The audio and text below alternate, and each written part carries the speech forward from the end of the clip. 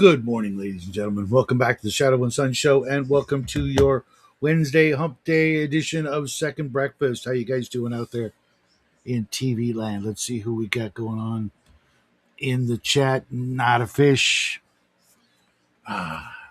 So I decided to take a little break from painting because I have got hundreds and hundreds of sprues from Dungeons and Lasers to get to. I didn't even see this piece. Um, so I decided to go into the regular stretch goal box, and it's mostly dungeon dressing, little bits and bobs to decorate your dungeon with. And oh my god, there's one, two, three, four, five, six, seven, eight, nine. There's 10 sprues of plastic here, and I've only gotten through about a half a dozen sprues, not even that. And I've just got a mountain of statues and torches and chests and barrels and altars and torches and piles of bones. I don't even know how many things I've cut out and clipped and filed.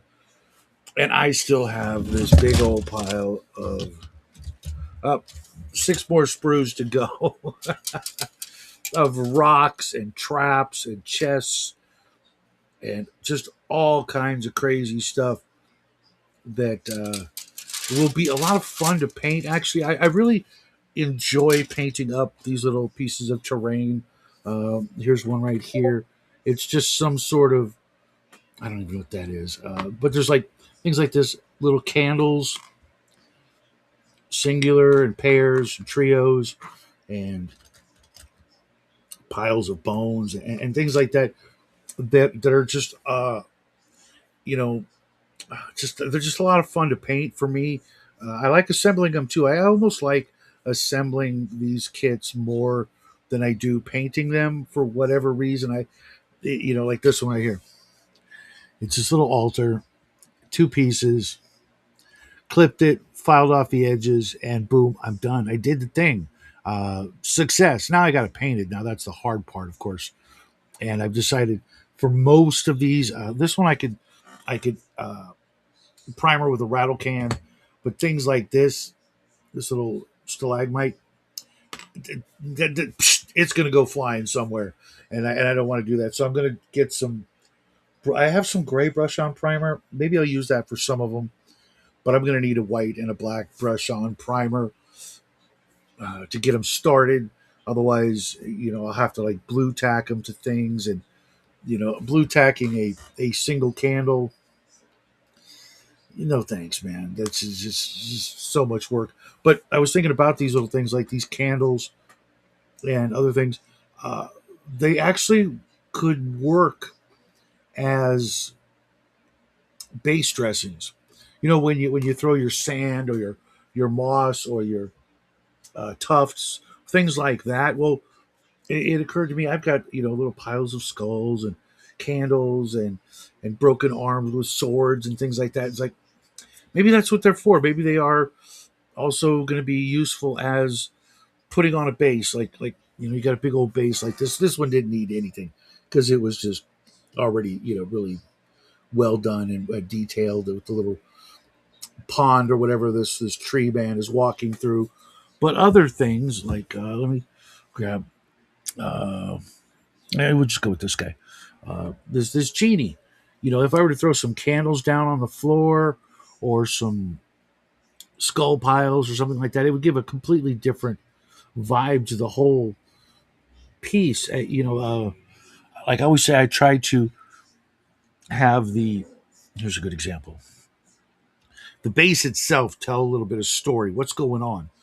Here I got an old Grenadier Warbot, and on the ground there's little pieces of Hearst Arts mold, bricks, and things like that. And the way I set it up, well, clearly this robot or this mech or whatever you want to call it at the time, it's supposed to be a robot, but what have you is walking through the ruins of some destroyed building, and he's all shiny and green, and maybe he's surveying the area, or maybe he and his buddies uh, wrecked through a human civilization or settlement, and now hunting down the last survivors of humans. But it evokes the imagination to wonder what little story is going on here with this little snapshot, this 3D snapshot of a miniature.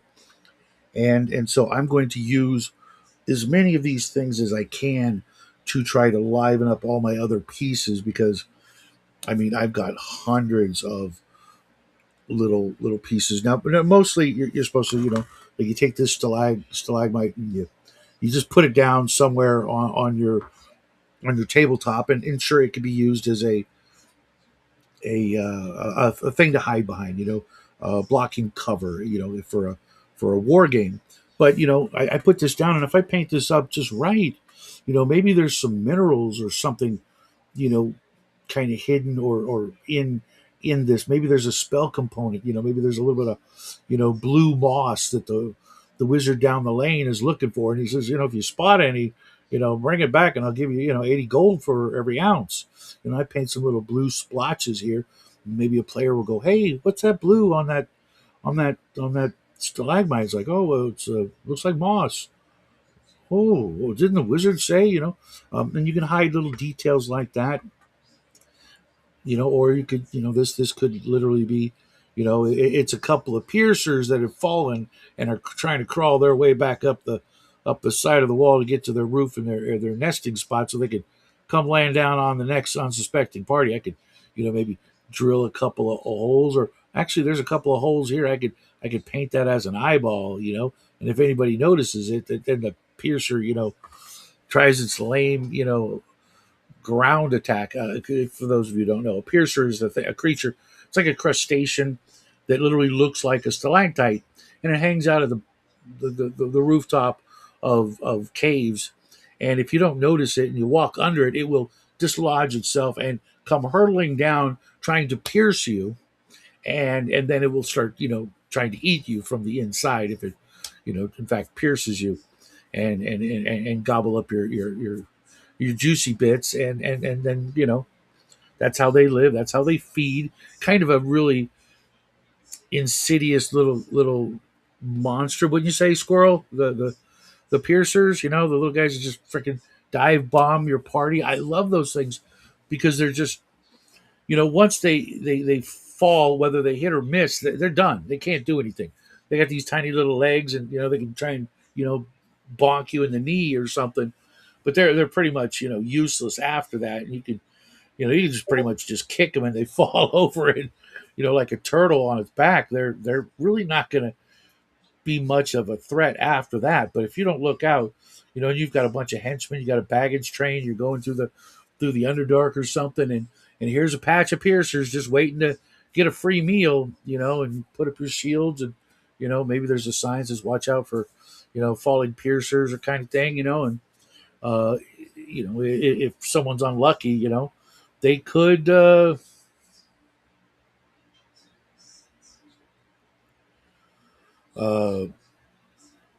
whittle down the baggage train or the party. The plague has begun. It appears that the rest of the Clouder is catching the germ. Dude, I don't even know what to say. If it's what if what you're saying is what I think you're saying, uh, over the last 4 years, I'm going to say at least 2 years, people have just given the big middle finger to that any sense of fear, at least in my neck of the woods. I mean, there's a lot of people that are terrified, but most of the people that I care about just don't, yeah, don't. They're not falling for the crap again. Obviously, my wife, who's petrified of every little microbe, is one of those fear mongers. But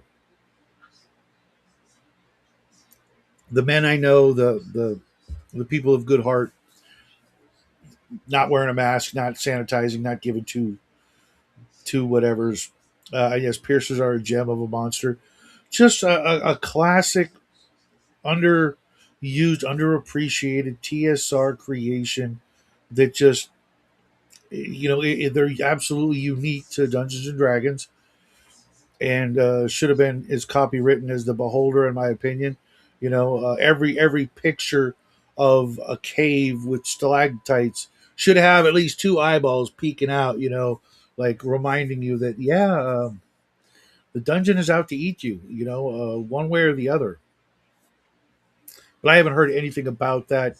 Did someone say AD&D? Yes, yes, we did, John. I don't know if they were in White Box. I don't remember them being there, but AD&D really was you know uh, the golden age, if you ask me, of fantasy role playing. It started everything. Those classic hardback books, the wonky art style, the whole idea. Oh! I am sorry. But they tried that just a couple of days, weeks ago, whatever, with the Ebola thing, and I'm like, shut up. What I'm really worried about, if anything, is the screw worms, because I eat a lot of beef, and I'll be damned if I'm going to have to, you know, go without my beef. So I kind of stocked up last Saturday. Um, and yes, you too. If you guys want to come in and talk AD&D or anything, really, I'm I'm pretty sure Sean isn't in my Discord. He'd probably disavow me once he was there. I will put the link here if you guys want to come in and chat some AD&D or Harn or whatever is your fancy today. I know that everything after AD&D had literally giant shoulders to stand upon, and to try and improve.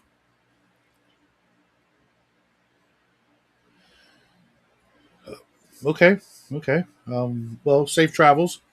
My first two episodes of my AD&D combat series are 95% ready. I need to make a few tweaks when I get back home. Yeah, I need to do some typing myself. I've been really lazy, um, but trying to do some other things. And here we have Mr. Sean. How you doing, man? I'm okay. I'm out at my mother's watching the pooches. Watching the pooches. They look like they need watching. Well, this one does. He's old and he's blind and he's diabetic, so I have to Oh, keep an eye I'm out. sorry to hear that.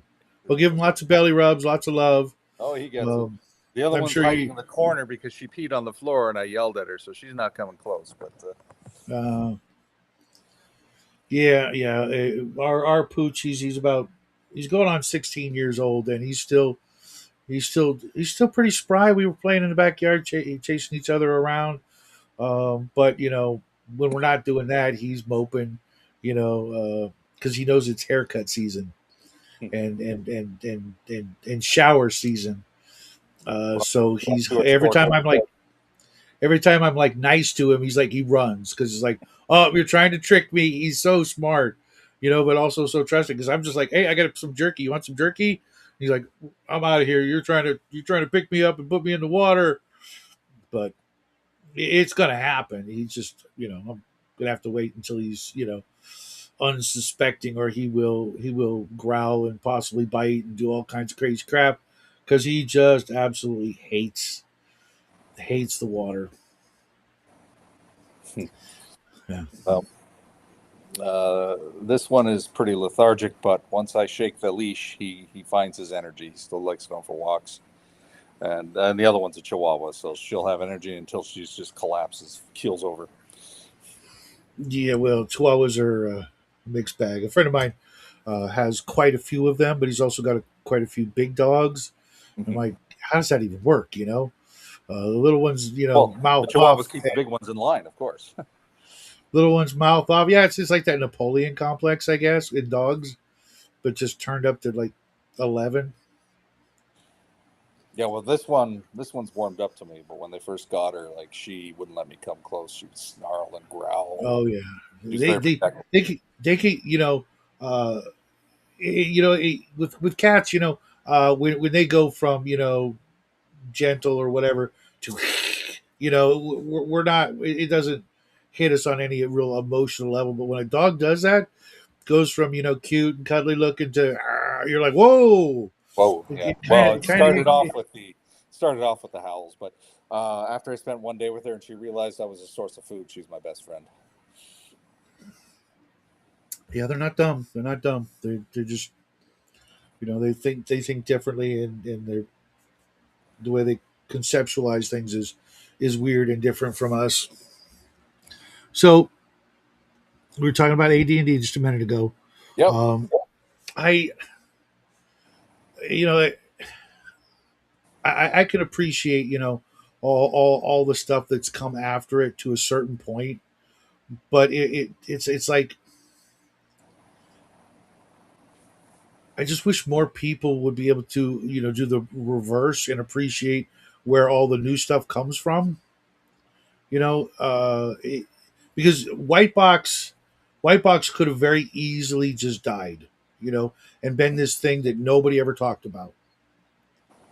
It was on its way. If it continued the way it was going with the little digest books, etc., I don't really think it would have gone bigger without the hardcovers being in, places like Gemco or Kmart, or just your everyday, what did they call them back then? The stores that had everything, food and furniture. Yeah, department stores, big They box. thank you.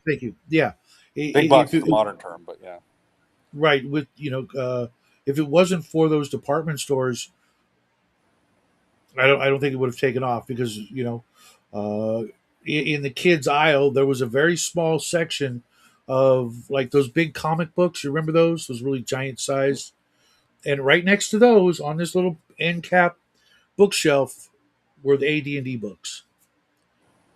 And Well, had it not been for that, for at least my neighborhood, and maybe my generation of exactly where I was at, kind of too old to play with action figures, still played with guns and stuff like that, cap guns and dart guns and squirt guns, but there wasn't anything left.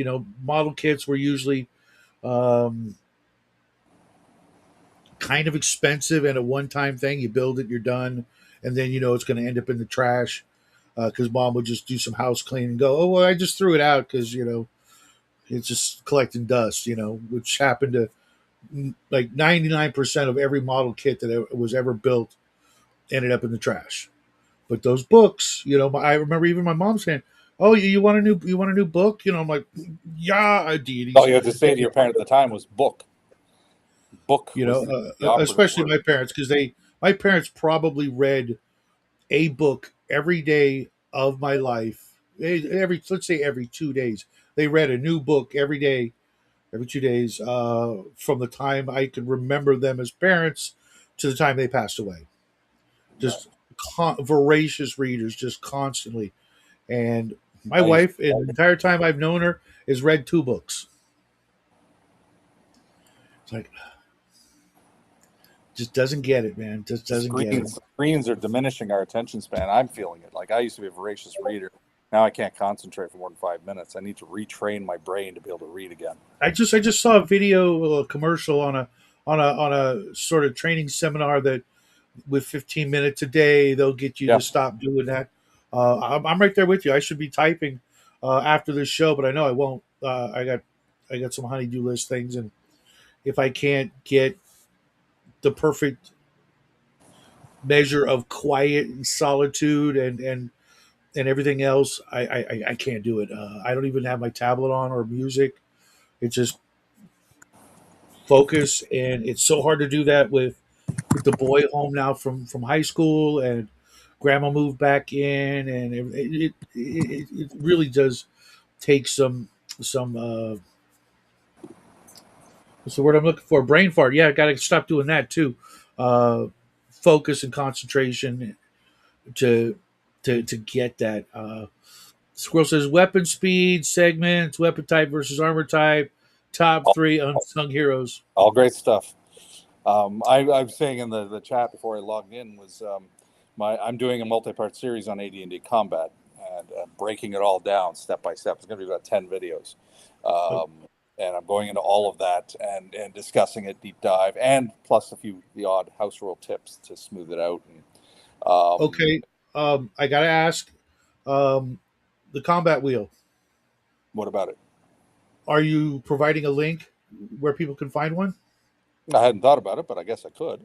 Um, it's not a If useless you tool. want, in today's day and age, if you want people to use all three of those things, or at least the two, right?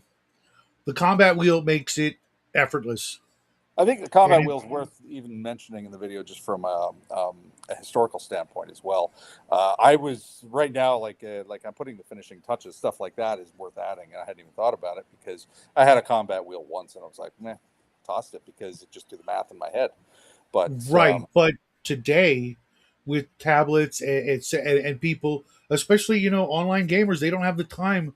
I literally don't pick up my book in a 3 or 4 hour session, and unless I'm looking up like a magic item or a spell to get the exact specifics. I don't need my books. I've got a DM shield that I use for combat and saving throws and turning undead, and that's it. I don't everything else. I can just either I've got notes, I can wing it, whatever. Depends on what the players do.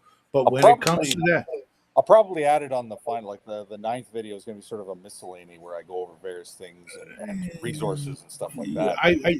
I would rethink that strategy maybe, so that they don't get Well, the main point of the video is to break down the rules and Mhm, step by step through them, and as well as page references, because that's the thing with AD&D is the rules are all over the map, and they aren't mhm, collated mhm. properly. That's the big sin for AD&D. And I was thinking about the combat wheel the other day. The guy or guys who put that together in just the right way with yesteryear's technology, having to use those little brass brads and cut it out and Mm-hmm. line it up. Absolute freaking genius. Because there's other stuff on the combat wheel if you get a good one, right? Right. Maybe saving throws or something. I forget. There's some other tidbit on there that I was like, this is. Gotta see this. This. Oh yeah, oh yeah. Look at that. That's pure bliss right there. I don't know why it's their belly, other than the fact that they can't reach it, or some other. I don't know. I mean, if someone rubs my belly, I'm like, stop. I know I'm fat. Wow, it's a You know. semester, right? But anyway, sorry, D&D. Yeah, the combat wheel, most like once you learn the processes, you don't need it because the math is fast. Um, and that's why I never really. The key to weapon speed and segments and whatnot is that you only use the segments when there's very specific need to. You don't use it all the time. You only use weapon speed when there's specific events. You don't use it all the time. I see a lot of players. They'll start I've encountered DMs who will start the AD combat from segment one and work their way up. It's like, oh, that's death and unnecessary. Likewise, they count the weapon speed on everything, and it's like they're doing the 2E method where they add the weapon speed to the initiative die, and it's like, but that's a completely different system. You don't do that. You only Yeah. factor weapon speed in a case of a tied initiative or against a weapon versus a spellcaster. Every other time you can ignore it. So timing is key to AD&D initiative, but you only have to use it on occasion. Most often than not, the initiative works as simply as it's laid out.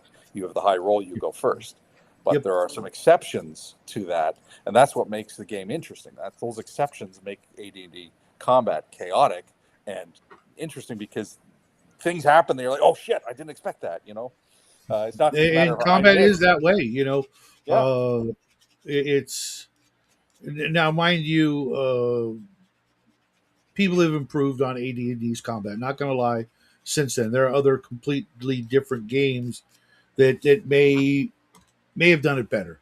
I I I think think it's a subjective sort of thing, it but absolutely is subjective, but with AD&D combat, and this is what I found. Like, because I ran second ed for 30 years, and I used the second ed options, a combat tactics book, which is an amazing book. I really give excuse on me. that because the combat system laid out, and that really fixes second edition combat, and it ports into first ed. If you want to make a port, it'll work first compatible with first ed, so it's like good there.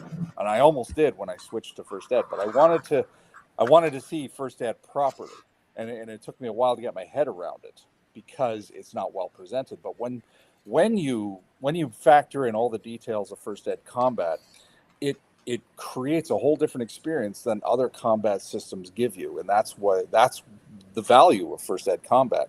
And a lot of people throw stuff out. Oh, I don't use this, I don't use that, but then you're missing the point. And the whole chaotic experience of first ed combat is the reason to use it, because it tells a story on its own, and the dice will do that, because there are certain elements of like randomized targeting and the spell casting timing with the segments and all of that great stuff. The variable rates of movement based on the initiative dice. In most modern systems, okay, if we're playing 5th edition, I win initiative. I basically get my action, my reaction, my movement, and possible bonus action, and then you get yours, and then back and forth. Whereas in AD&D combat, the difference between our initiative dice rolls determine how far I might be able to move. Maybe I'm charging at you and you're ready to shoot me, and you're a certain distance away. If our initiative scores are close together, I'm not going to be able to charge it to make the clear the distance before you shoot me. But if our initiative is wide and I have a high initiative, I'm going to be on top of you before you can load your crossbow. And that kind of variability is interesting. It's fun. And it opens up unexpected advantages, disadvantages, mishaps, things like that. That once in other systems, once you are, it's your turn, so to speak. It's just like there's no interruptions. There's no every time stands still for everybody else, which to me, has always been kind of problematic. Games that do like 1 second or 3 seconds or 6 seconds at a time, appeal to me in a way, because I've been in a lot of games where like uh, my piece or my unit or my character gets to do all this crap that I know in my head is taking like 10, 15 seconds, right? What's everybody else doing? They're just watching. It doesn't. Melee and combat and things like that, having been in fights, nobody's standing still for Well, even a no, moment. and I mean from a pure meta perspective, obviously we have to freeze and break it down so we can Hmm. process it. So it's never going to be realistic, Yeah. but we do want it Well, to there's be. some games. There's some games that try. Like GURPS does 1 second at a time, which is just aggravating because it No, just means that that the everything is game is the micromanaged. combat is going to be the game. This set Right. same with Palladium, even though it's like 10 or 6 seconds, but you can do a lot more. You can do less, but everybody gets a kind of a go at it, depending Mhm. on their initiative and their speed and things like that. So it feels less like because I played games like where like you get to move your entire army, and then they move their entire army. Okay, and now you get to shoot with all your dudes while they just stand there. You know what I mean? And it's just like, oh, this is so dumb. Nothing works that way. Um, and I was wondering, a little off topic, but before I forget, because I will, um, I keep hearing and have for many years how formatting the book and the rules makes all the difference, or makes it a million times better, even if what they format is garbage. Yeah, absolutely. Well, look at OSE. OSE is not only a good, solid rule set, but the formatting is genius. Formatting is unbelievably good, and that lends to a product that is top tier. But every time I look at these retro clones, all I see is serial numbers filed off. Yeah, no. I mean, that's true. I mean, OSE was unique in that they're very clearly saying we're not doing our own thing. This is BX. We're just reformatting it. Right Hmm. now, Dolmenwood is serial numbers filed off with an original setting, but Hmm. OSE was very specifically intended to say this is BX. We're not saying otherwise. We're just cleaning it up. Same with Osric. Osric was meant to be AD&D 1E cleaned up, although they missed. Whereas OSE got the rules correct, and they're very clear about what they cleaned up and what they changed, and they had a little appendix saying we changed this from this. This is why. Hmm. Osric, while it's decent, missed the ball on presentation of the rules. They just Well, said I think Squirrel was who told me Osric was really just wasn't a game, but just a set, just a compendium. a, Yeah, a compendium of possible rules that you could use, and which and I is that's fine. That's Their intent, actually their better. intent was to have something out there so that people could recreate AD&D 1E adventures to a rule set and say, okay, this is OSRIC compatible, and keep new adventures flowing through. And I think that was one of the design intents. Because for me, one of the projects I'm working on is literally uh, a supplement for AD&D because as we've talked about, nobody ever gets past a certain level. And what if you just want to bypass that bullshit? I want to run a ninth level fighter with an army, and let's just do that. Just see what that's like, because so many people I know have never ever made it that far or been able to do some of those things. But it seems that the further on down the road we go, the further AD&D and White Box and eventually even BX are going to be completely buried in a mountain of ripoffs. Because to me, that's what they all are. After a certain point, everything that came out was a ripoff of something else, without even the decency of paying a little homage to what they got their idea from. And while I know you can't copyright rules, I'm starting to think maybe you should have been able to, because otherwise, you're just going to end up with people Well, with literally very little talent just rewriting something that somebody else wrote. and every and dog has its day. I mean, we can fight against the tide, but um, so like I What's up, mean, I Sheldon? I will I will promote AD&D until my dying breath. At least that's my current mindset. Who knows? Maybe I'll change in 5 years. Mhm. But I Uh, mean, the term I don't yuck anybody's yum, right? I've tried yeah, other games. People ask me if I'll do other games. I just had a friend ask me if I'd review some guy's system. It's like, no, I'm not going to go and learn another system to review it.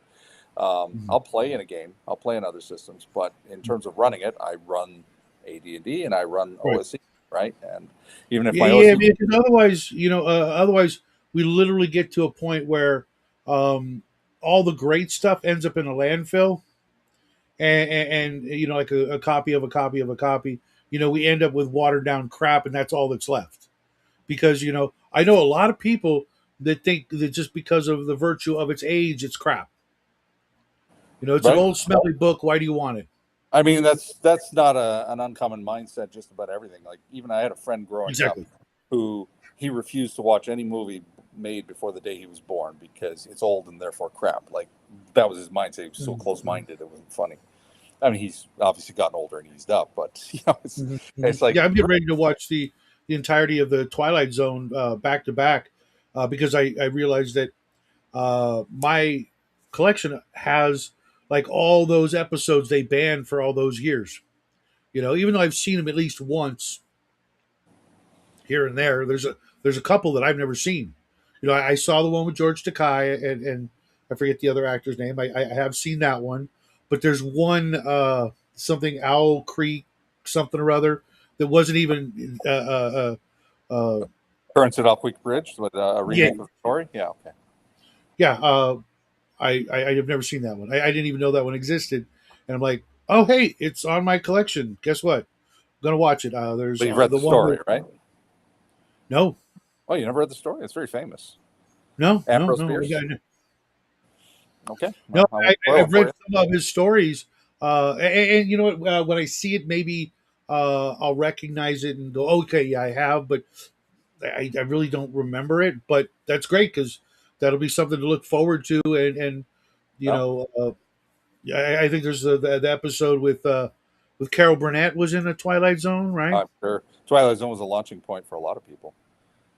Came And out I know what, 'cause 59, she like 58, plays an angel, I ran think, through the 60s. and I've only seen that one once, and I barely remember it. But I'm gonna go watch it, and yeah. So what? It's in black and white. Lots of great things are in black and white. The new Spider-Man's in black and white, for Christ's sake. Yeah, And that looks really good. So I don't know. I've always had a thing for black and white. Like this shirt.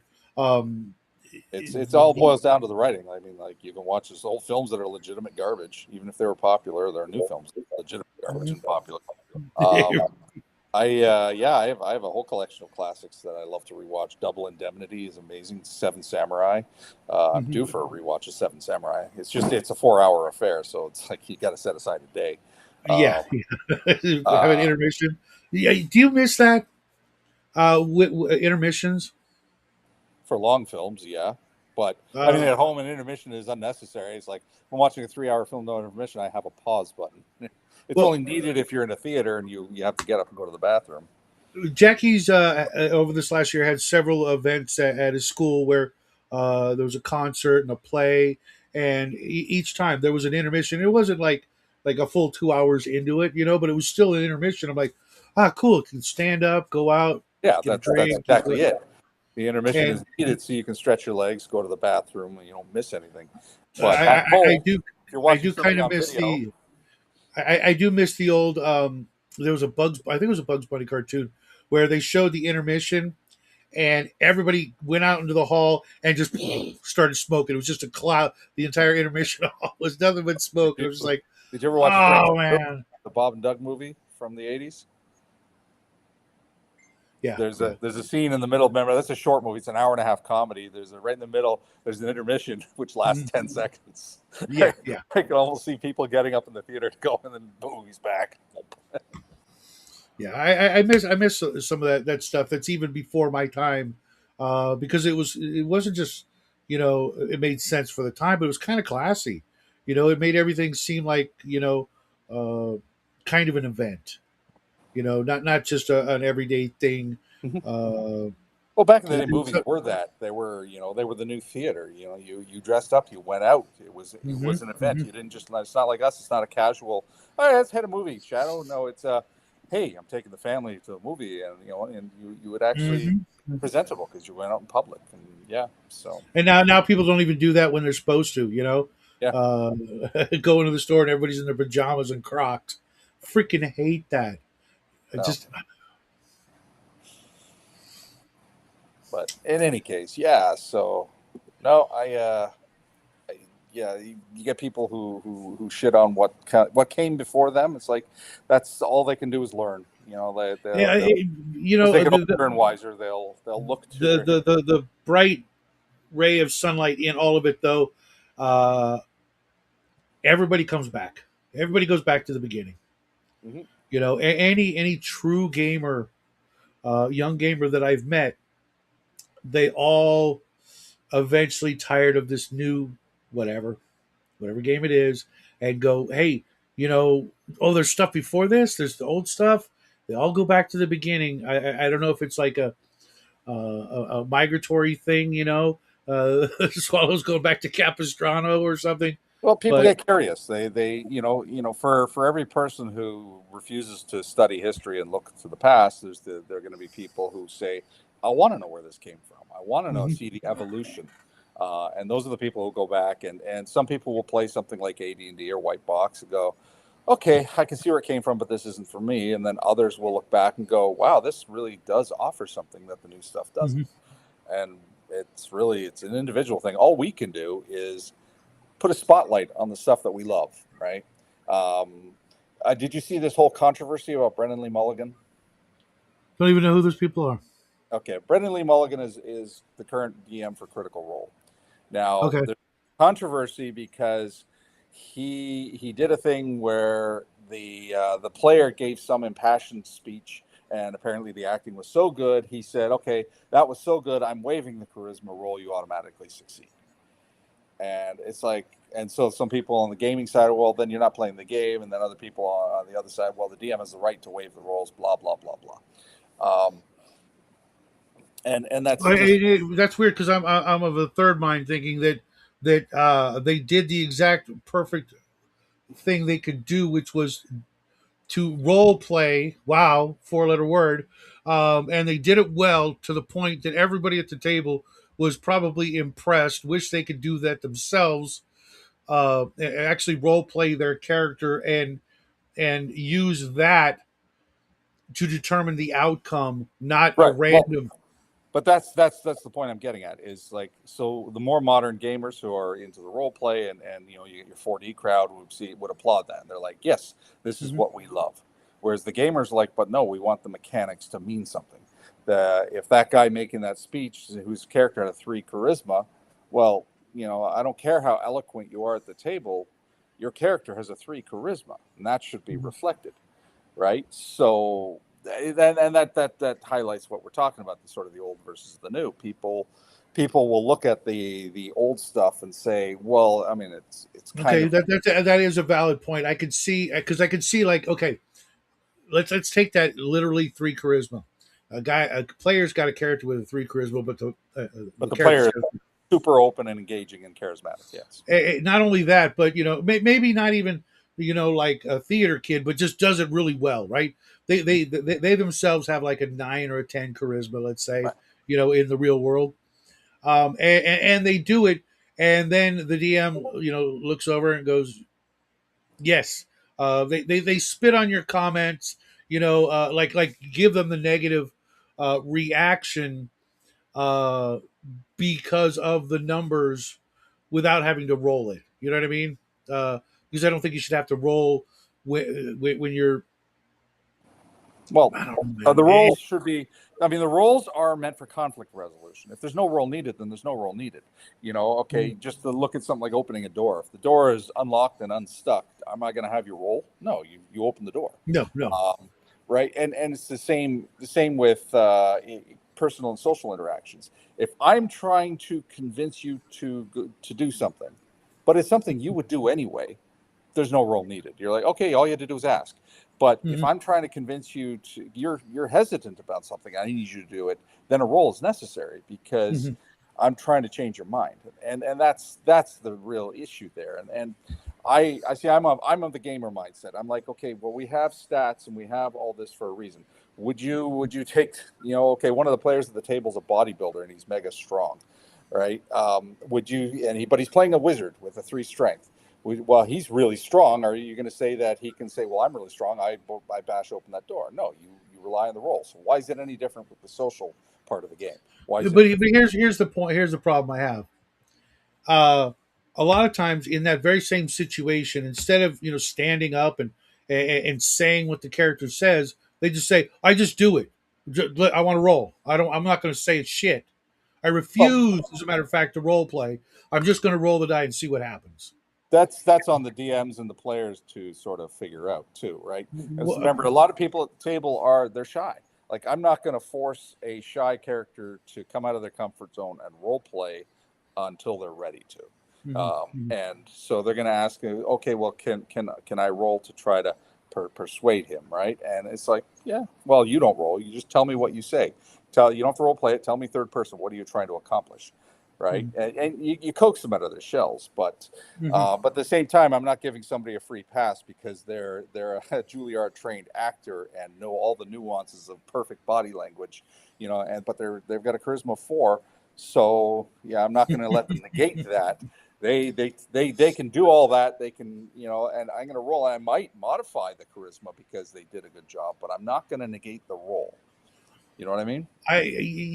Yes and no, man. That's so rough because, like, I want to applaud anybody who does the role playing But above and beyond. you're not negating the role play though. You still react to it. You just Mhm. have to. Okay, so you do the Oscar winning speech, and it's like, oh my god, that's brilliant. That's fucking great. I'm the DM. Okay, what's your charisma? Oh, I'm -10. Okay, let's roll. And then I'm Mhm. gonna react to what you've done based on the dice, and that is playing the game. The dice are dictating how the DM is reacting, as opposed to the DM saying, "Oh, that was brilliant. You got me in tears. I'm going to give you an automatic pass." I still have to react to the context of the game. And the context of the game is, despite your eloquent speech, you still have a charisma of 3 with a massive penalty, and I'm not going to negate that. Yeah, right. I think that I think you kind of solved it for me. I think I would look, okay, if they have no penalty and no modifier, and that's what they came up with. I would take that as opposed to a die roll. If they've got a negative, uh, Still then a I die would have, roll. yeah. It's just that there's no negative, so the odds are it'll be neutral or favorable. So, Right, but but, that's how you play the it. problem I see is that the player who gave the speech would be less inclined to do so in the future if it's all going to just boil down to a die roll. When they have no modifier, let's say, and they're really trying to Oh, I don't. milk it. The hams, they're gonna ham. They don't care. In fact, sometimes I found the hams love it when things fail because that just makes it interesting, right? Yeah, if they've got any sort of higher functioning, yes. But I can see that the But die that, but roll that's but that's where you could. say it's like, okay, the guy with the 4 charisma, 3 charisma gave an impassioned, charismatic speech. All right, Mhm. I can offset the penalty a little bit too. Well, So, to be honest, I think that if someone had that low of a charisma, I wouldn't even allow them to freaking say a damn word because it'd be like, well, that's not on you, you. That's not you know what I that's on the mean? other players. That's like that's where the other players have to gang up and cover his mouth. Don't you say anything, right? Right, If I right, was the because DM, you're that they would literally be so oafish in their attempt that they wouldn't be able to get out what the player wanted them to get out. They would stumble, stammer, burp right before the speech. All kinds of things that would just kind of negate the player's ability to play beyond the penalty. So You know here we what I get mean? Shellback Bo is saying, made an amazing speech. So they're saying, yeah, they'll lower the DC if somebody's putting the effort in, Hmm. which is it's a fair response. It's like, okay, yeah, so you're putting the effort in, but your modifier will still matter. Okay, so DC 5 great space, or if you're not role playing, it's a DC 20. But that's a good result. But the point is, you're still relying on the die to take the trajectory of the game in a direction, as opposed Hmm. to just arbitrarily saying, nope, the that automatically succeeds, and because it Right, but conveniently moves forward the plot I have ready, right? yeah, yeah. See, I have a problem with that Shellback because like if it was depending on the mechanics of the game, uh, a DC 20 is a 5% chance of success. Other mechanics that try to do the same thing have kind of a built-in way better chance of success. Yeah, but you got to use the metric of the game you're playing. Like if he's saying a DC Right, but I 20, just think a DC 20, you might as well just say you fail. well, that's the point. DC 20 is a very very difficult task, but the It's guy's got. almost not, I But mean, if five that same percent to me is character like had non-existent. advantage on their persuasion roll and their +8, then a Mhm. DC 20 is basically a 60% But chance of success. doesn't AD&D when you use like oratory or your charisma, you just roll under your charisma? No, no, no. It's a percentage. So basically, there's a chart where you roll. So Under the in first ed specifically, it's percentage. Second ed turns it into a 2d10 roll, not percentage, 2d10. But in AD&D, you got a percentage. So let's say you have a charisma 13, that gives you a +5% reaction adjustment. uh So then I roll the percentage as DM, and the lower is more hostile. So if I roll a 5% or less, that's a hostile immediate attack kind of right. situation. Then you add your +5, which turns that into more than 5%. Hmm. Like 6% to 25% is hostile, but not necessarily an attack. So Hmm. your 5% can save you from being attacked if you're the one Right. doing the talking, right? And then, of course, the higher you get, like when you get 100 plus, you're at like super friend, you've made a new friend kind of thing. And Okay. then there are modifiers for situation. If you're meeting a stranger, you've got a base -5%, so that negates your 13. Then you're going Mhm. rolling straight. If you're dealing with somebody of the same species, if you're human, you're dealing with another human, you get a +20 because Right. people deal with their own kind. If you're dealing with a Mhm. hated species, you're at -20%. You got an elf and an orc talking, -20%. Mhm. Plus the -5 for being strangers. So you're already a base -25%. So the odds are you're going to be hostile. So that's how that's supposed to work. And then you adjudicate it further. Like, okay, so if you get a mid-range roll, like a neutral roll, it might be, well, it's a neutral response. They're indifferent, so you might have to keep talking or change the situation. You're trying to get information out of a guard, and Mhm. you roll neutral. Well, he's not saying anything. So what do? You as the Mhm. player now, what do you do? It's like, all right, well, I jingle some coins. Maybe this will open your mouth. Okay, new roll prompt. Negative. Oh fuck, you trying to bribe me? All right, arrest this guy. Right? Or positive. Okay, I'll take that. The guy you're looking for is down the road, right? That kind Oh, of thing. time to plug in. Oh, you're running My into. screen. So My screen that's just did that fade thing. It's like, and I was like, oh, need to put in the charger. yeah. I got my Because I thought that there were a couple of proficiencies that allowed you to do those sorts of things. In which case, you'd be rolling under not your in stat. ADD. In 5e, you've got your persuasion, your intimidation, blah blah blah, deception. I don't like Really, that. I could have swore either unearthed not around Wilderness Dungeoneers or They Oriental might have. Adventures, I'm not remembering them often because I don't use the which NWPs. makes it a But huge difference in your chances. yeah, there might be that I'm not thinking of off the top of my head. I don't use the NWPs, so that's not a Okay. factor.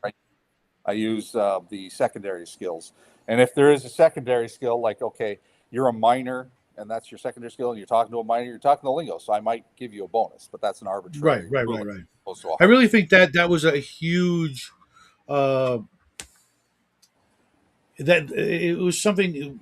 I think it was just thrown in there as an afterthought that really should have been expanded because it could have, if it had been done right, it could have eliminated all the proficiency rules or included them earlier on. In which Well, case, you know, one of the because key it words, did be pretty vague, you well, know. for Or AD&D, you, abstraction is a major thing for a lot of elements of the game. And having that core basic secondary skill as part of your origin, but abstract enough that gives you carte blanche to play with. So that's not so bad as opposed to specifying, oh, I'm a bowyer fletcher, I'm a fisherman, I got this list of skills. That's why I ultimately, because I used the NWPs years ago, and I definitely used them in my second ed game, and I decided I wanted to pare it back. There's certain things I wanted simple, certain things I wanted complex. And like I love the complexity of the nuance of the rules. Like I say this all the time. I do regular disease checks for my players. Like I've had characters come down with parasites and get the flu or whatever, and then they're like, "What do we do?" Well, I guess we're waiting 3 weeks, right?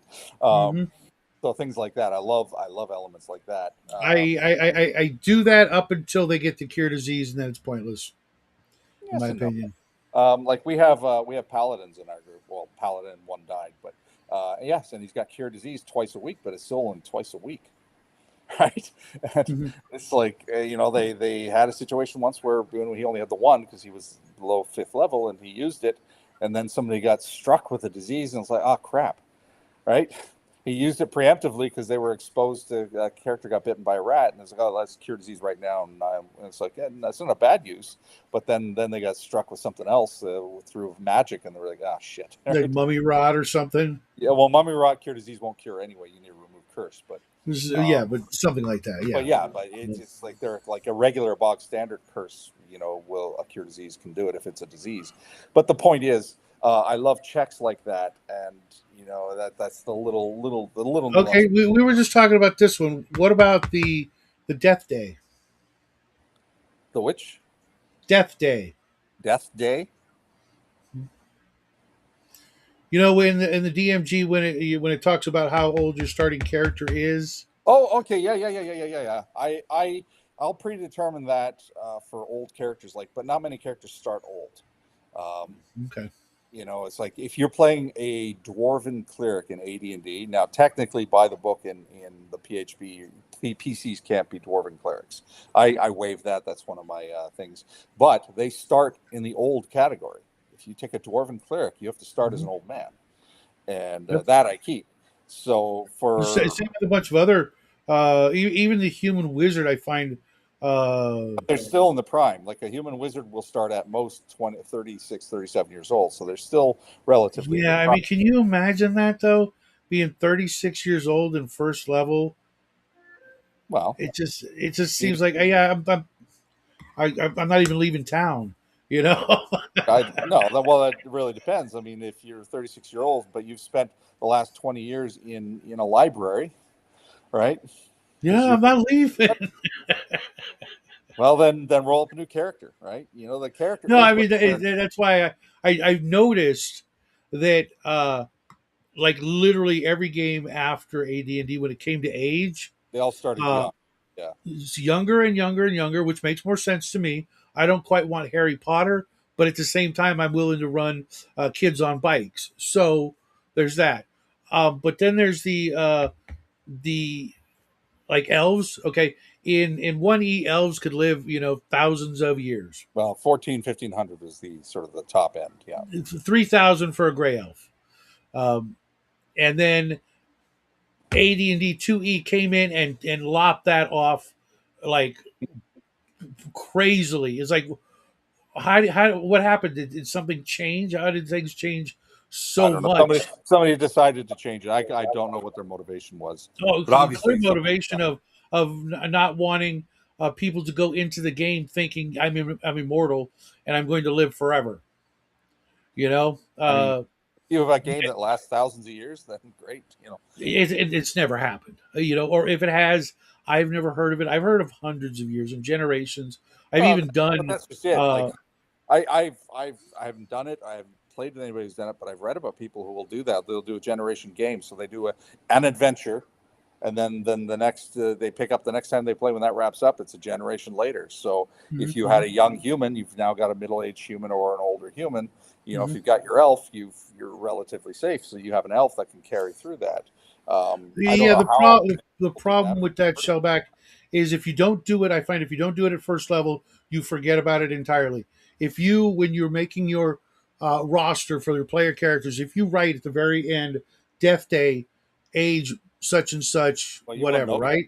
The DM What? knows that. That's secret knowledge. I would never tell my players what Oh no, what no, no, no! I'm not saying tell them that.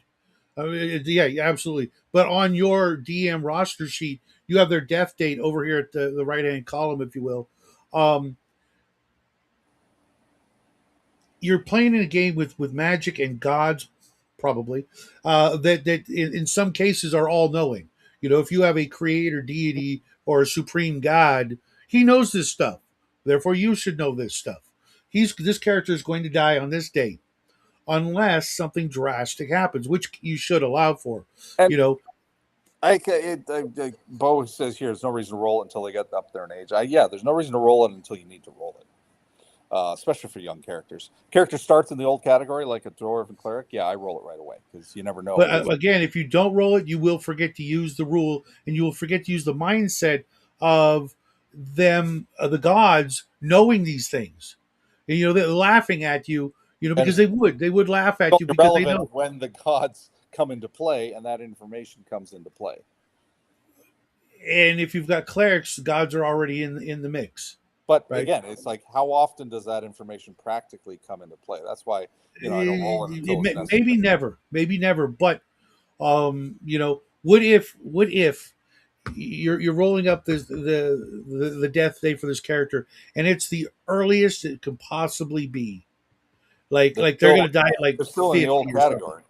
When You it's know. rolling for natural aging, it's still in the old category. If I've got a fighter who's 16 years old, I'm not worrying about it. Mhm, mhm. But if unnatural aging comes into play, well, then something I'm going to worry about. Right, because you got to also think, because of that, it's like, well, how do they die?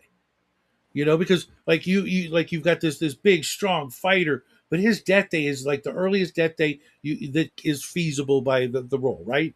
So like let's just say for argument's sake, it's 50, okay, and he's the character's been playing for a while. He's 49 years old. You're like, what is it going to be? A heart attack, choke on a bit of food, Well, something like that. that's where the You know, DM has free reign to decide. I mean, Um, you're going to let him have one good night with the wife, and then at 50 years old on his 50th but birthday, he just that's croaked. that's up to you. There's no hard and fast rule, and there doesn't need to be a hard and fast rule. If No, you no, but it's just it's just something I always think about because as the GM and the in charge of the gods and all these other things that are going on that the player characters don't know about, those things still have to happen, and every once in a while, those things will kind of make sense why th're happening in the background when they come into the foreground. Like a Clash of the Titans and any of the mythologies that have the gods in them at all. They're like watching the heroes for a reason. Maybe those are their agents, whether chosen or just by fate or happenstance. They may very well end up being But not given plot that's armor. flavor. That's flavor. It's like Mm. it doesn't need to be. I mean, other than I've got the die roll for the day they die. There's nothing else that has to be defined, and that goes back to my point about abstraction. A Mhm. lot of D&D rules rely on this concept of abstraction. The hit points are an abstract concept. They're not What's up, George? actual damage, right? They're damage to the body is a part of the hit point structure, but the hit point structure is also an abstraction for other things like fatigue, Mhm. right? Mhm. So, um, and that's the same thing can be applied to your the idea of the death day. Like if you really want to go nuts with the death day concept, roll everybody's death day, and then that's when the gods have decided they die. So Mhm. you got a little bit of plot armor the players don't know about. And there's your justification for keeping people alive when they should die, right? But if I were to do something like that, I would roll the death days and expand the range. Like they could die young. You know, you Mhm. get your Well, the thing warrior. is like you know, magics can stop that, can change that. If it's a potion of longevity and you reverse the clock, if it's a raise dead, resurrect, something like that, okay. Gods don't like when you start fucking with their plans. That's why the wish spell has consequences. That was very, very funny, Shellback. But I want to go to this thing Squirrel said. Yeah, in my opinion, when playing the Death Day role as a DM, let the players know that it's been used. Don't let them know. Don't tell them anything more. Yes, absolutely. I've already told my players in my AD&D game that that is in fact a thing. Although I may not have told Cal because he came later, but if because I see games like two kinds of games often. Games where everything is like literally random and there is no real world outside of them. You know, it's all about them. It's just what happens, and the rest of the world is just kind of, just this hazy, sort of foggy, almost insubstantial, rest of the world. No, that's like real life. I don't I don't see anything beyond what I can see. Or stuff is going on all the time. The GMs who like really put some work into their world, and there's things going on, and they've dropped all these clues and these hints and hooks, and of course, most of them get ignored, but the DM's still chugging along. His world is still doing these things, so that when something hits them in the face, they go, "Oh crap! Oh, we should have done that thing. Yeah, you should have, but you didn't." This is what happens Well, when you there's a happy medium there too. It's like, yes, the world carries on, the world does what it's right. going to do, but you don't have to focus on the stuff outside of what the players can are actually experiencing. Right. I just find that when there's nothing, when it's just one of the former games as opposed to the latter. Now, you do Uh, as a DM, you do want to consider what the impact of characters' actions going off. If the characters are first level treasure hunters, the impact on the world isn't going to be huge. Whereas if mhm. they're out there fighting wars, well, then you got to have to think about what the ripple effect is on the world. But that's advanced play. That's stuff that happens as you go. That's why it's great to start campaigns Right. as And small I find that as that possible. like players, I've noticed some at least good players can kind of tell which of the two types of games it is, where they can tell that there's nothing beyond them, so they just start doing crazy crap because you know there kind of aren't the repercussions that there should be. Sure there are. If you jump off a cliff, you're probably going to die. But if they're rude to people, or constantly trying to shortchange people on services, or bend the rules, or little things like that, because the NPCs are nobodies. They're just there to give a quest and say their three lines that have been programmed into them, and that's it. They kind of pick up on that, so you got to kind of at least give them the illusion that there's more going on. And unfortunately, uh, I find a lot of players just freaking hate NPCs. All of them are there to serve them, and anything else is the DM wasting their time. Well, that's on the players. That's the players' problem because you meet NPCs in my game, and I treat NPCs as PCs. They've got their own agendas. They got their own wants and needs, and if the players obstruct that, you've made an enemy. If the players can aid that, you've got a friend. That's the baseline, and you build from Right. there. Unfortunately, with the jaded ancient players that we know, they've become so jaded that they assume every single NPC is going to stab them at the worst possible moment, Well, and therefore they just that's their problem. That's on the players. I don't need to fix that. Yeah, I found the best way to counter that is to make every NPC like trying to help them out, literally, like legitimately, because they're the big damn heroes. I mean, who wouldn't? Look how regular people react to celebrities nowadays. They bend over backwards, crawl through broken That'll glass, just make them etc. more paranoid. Why is this guy gussying up to me? I don't like him. Why is he being so Hmm. nice? Hmm. It must Hmm. be a front. But And no, then and then after like the tenth civilian that they've snubbed, then from that point on it's like, okay, everybody hates you. yeah, It's never meet a spreading. hero. No, Everybody and hates that's you. just it. All you got to do is, I don't try to change the players. I just react to how they play Mhm. it. What are the consequences, right? And most players will get that. They'll start remembering, hey, we're people. Um, the gamer types who are trying to manipulate and try to win the game, they'll be what Mhm. who they are. But whatever. Mhm. Uh, you can't police your player's behavior. You can only play the game and interact. And if the player is acting like a dickbag, well, then he's going to have provoke the response that acting like a dick Mhm. gets. And that's why then we were rolling right back to the need for charisma rolls. You get people who have a high charisma. They act like total dicks, but people think it's funny. They take it in a positive way, and then they interpret it in their minds. Whereas you can get somebody with a low charisma being nice, being genuine, being honest, but he rubs people the wrong way, and they just don't like him for some reason. And that's the best way to play it. That smarmy piece of shit with a high charisma just has everybody wrapped around his finger, and you got other people like he's a lying piece of shit. Why does everybody like him? High charisma. Mhm. Mhm. Or comeliness. If you use comeliness, yeah. I Absolutely. I really despise the idea of having the two be wrapped up into charisma. You I, know, I don't I don't treat charisma as a part of physical beauty. We don't even think about that. I don't use the comeliness stat, but yeah, charisma is at best partially good looks, but it's more how you carry yourself. right, right. It's It's literally in the definition, and because I find that there was some wisdom in it, especially today.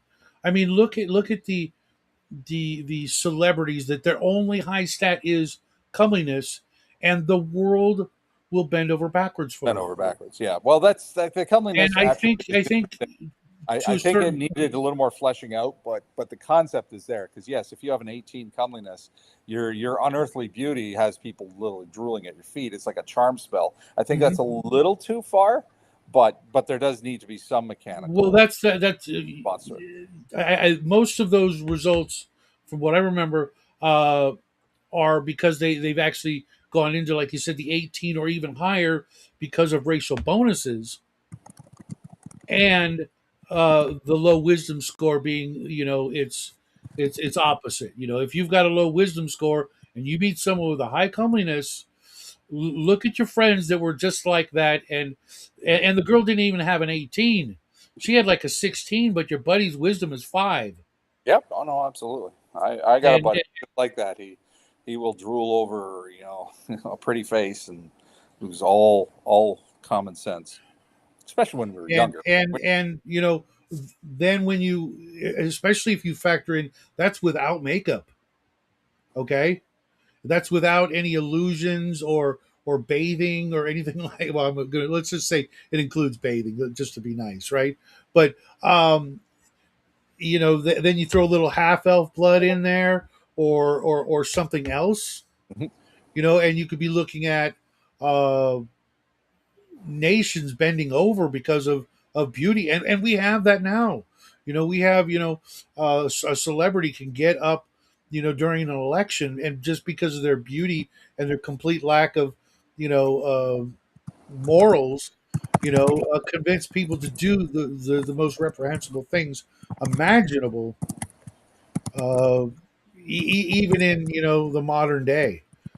Back in the old days when people were even, you know, let's say less educated, not dumber, but less educated, to know certain things, and it's just he was Vic was saying. Not even royalty were all beautiful people, right? Yep. Think about like the fairy tales of Sleeping Beauty and Snow White, and the reactions of the villains, toward someone, Snow White, Sleeping Beauty, low, probably very low stats everywhere else, right? But just by virtue of their high beauty, made people do things, because of their jealousy or whatever, however you want to justify it, indicating possibly either a low wisdom score or just, the jealousy factor or something that Helen of would make Troy launched a 10-year war, right? Yeah. because of those things. And I think for the most part, the reason we kind of shy away from a lot of that is because it's mostly a bunch of dudes at the table and dealing with that sort of you know uh, uh, social thing that it's usually men and women, and when it's just dudes, those sort of interactions tend to be almost non-existent. It's like they literally, have set their, blinders on. I live in a world. It's nothing but dudes. There are no women. Forget about all that stuff, which is completely unnatural. Like in the Tolkien books. There's no romance. There's no smooching. There's no nothing. It's like literally the Well, but world is that's nothing but that's the men. style of the narration. Tolkien didn't want It's to also tell. probably indicative of the society and the expectations and the fact that it started out as a kid's book, so you don't need to be Yeah, putting that well, smooching Tolkien stuff wanted to in. create a mythology, and he didn't want to go into the nitty gritty of usual conventional storytelling. But So, but most great mythology, romance is right there. That's like well, the but Tolkien did tell romances like Beren and Luthien, and obviously Mhm. Aragorn and Arwen, all that. So the romance was in there, but he didn't dive into it from a genre perspective, right? It Right, wasn't the usual. which is All weird that stuff was because added into the movies. right. Well, it's weird because a lot of those stories are literally the whole romance section of literature used to be things that weren't Lust in the Dust books, but a Mhm. specific type of literature that meant something closer to adventures and D&D kind of thing than it meant toward what we see in the romance section of the bookstore now. I have to Um, wonder if Tolkien, if he had lived longer or put more, because I think after he was done with Lord of the Rings, he was kind of saying, I've done my magnus opus. I don't need to put any more. But if he had created more books, more stories, um, and saw them through to proper completion, I have to wonder what kind of stories he wanted to tell. Like, would he have given us a Lord of the Rings-esque story verse based on Beren and Luthien, right? Which he modeled after him and his own wife, from what I understand. So, because if you've read Beren and Luthien, it's awful. It's a poem, but it's incomplete. And Christopher Tolkien basically published three different versions of Beren and Luthien in one volume, and they're like unreadable. Um, but I would have been curious to see what J.R.R. Tolkien would have done if he's okay. You know what? I'm going to give this the attention I gave Lord of the Rings.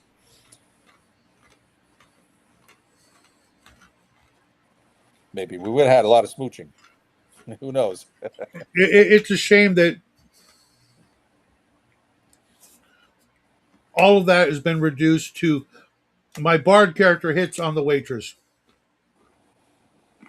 Yeah, a player plays the character long enough, the gimmicks get old real fast, and then they start delving into proper choices. And that's on the DM too. Having meaningful consequences to their choices will also temper a character's development. Yeah, that's why I did the video a while back. 10 things about your character you probably don't know, but should. You Mm-hmm. know, if you start out, session zero or your application to play in one of my games, with some sort of indicator of what you want for your character, should the opportunity arise to either start a family or have a relationship, what is your character most likely to be interested in that respect. I had one player who from the get-go, several actually from the get-go, because they were playing two characters, because uh, it's something I like to do sometimes. They both had their true love as their second character, You know what I mean? Hmm. So it's like a husband and wife team from level one, just so that it's built into the story, it's built into the game, and it also opens up a lot of interesting situations. When one of the characters gets separated from the party, yeah, sure, the party's going to go after that person, try to rescue him. But when that just also happens to be somebody's girlfriend or wife, it, the emotions are way different, and the urgency is much greater and much more realistic. I think, at least exciting. For You me. know, in the very least, you need, what does your character want, like base Mhm. motivation. And depending on the system you're playing, obviously certain characters start a lot more fleshed out, whereas you play OSE BX, Hey, what's up, you've got the Janet? baseline, like levels 1 to 3 are your backstories. So Mhm. it's okay to have, all right, my first level warriors treasure hunting to get rich. That's a fine motivation to start, but you Mhm. got to also be nebulous. You got to be, you got to grow. Say, all right, well, I've got my riches now. What do I? Oh, I need more riches to build a keep. All right, so there's my next motivation. But Mhm. individual stories, individual situations, interaction with other PCs and NPCs, they can completely change your motivations. So, but yeah, if a player But th- has a baseline, what are they aiming for? That's a great starting point. think about how much more interesting Sam was, knowing that all he wants to do is just get back to Rosie and Hmm. start a family. It made it so much more believable and interesting to me, at least. That all this other stuff, did Oh, but that's because it made him relatable. He's the common man who had to rise to a challenge. That's hmm what Sam hmm represents, hmm and he's the ordinary zero to hero type. Like he well, did what he had to do because he had to do it. Um, and of all the motivations and the goals and whatnot, uh, at least for me, it's the kind of the most honorable, wholesome, uh, he just wanted to go home and have an ordinary, quiet hobbit life. mhm, versus every single other character that we deal with, or at least I deal with. Uh, they're not even human.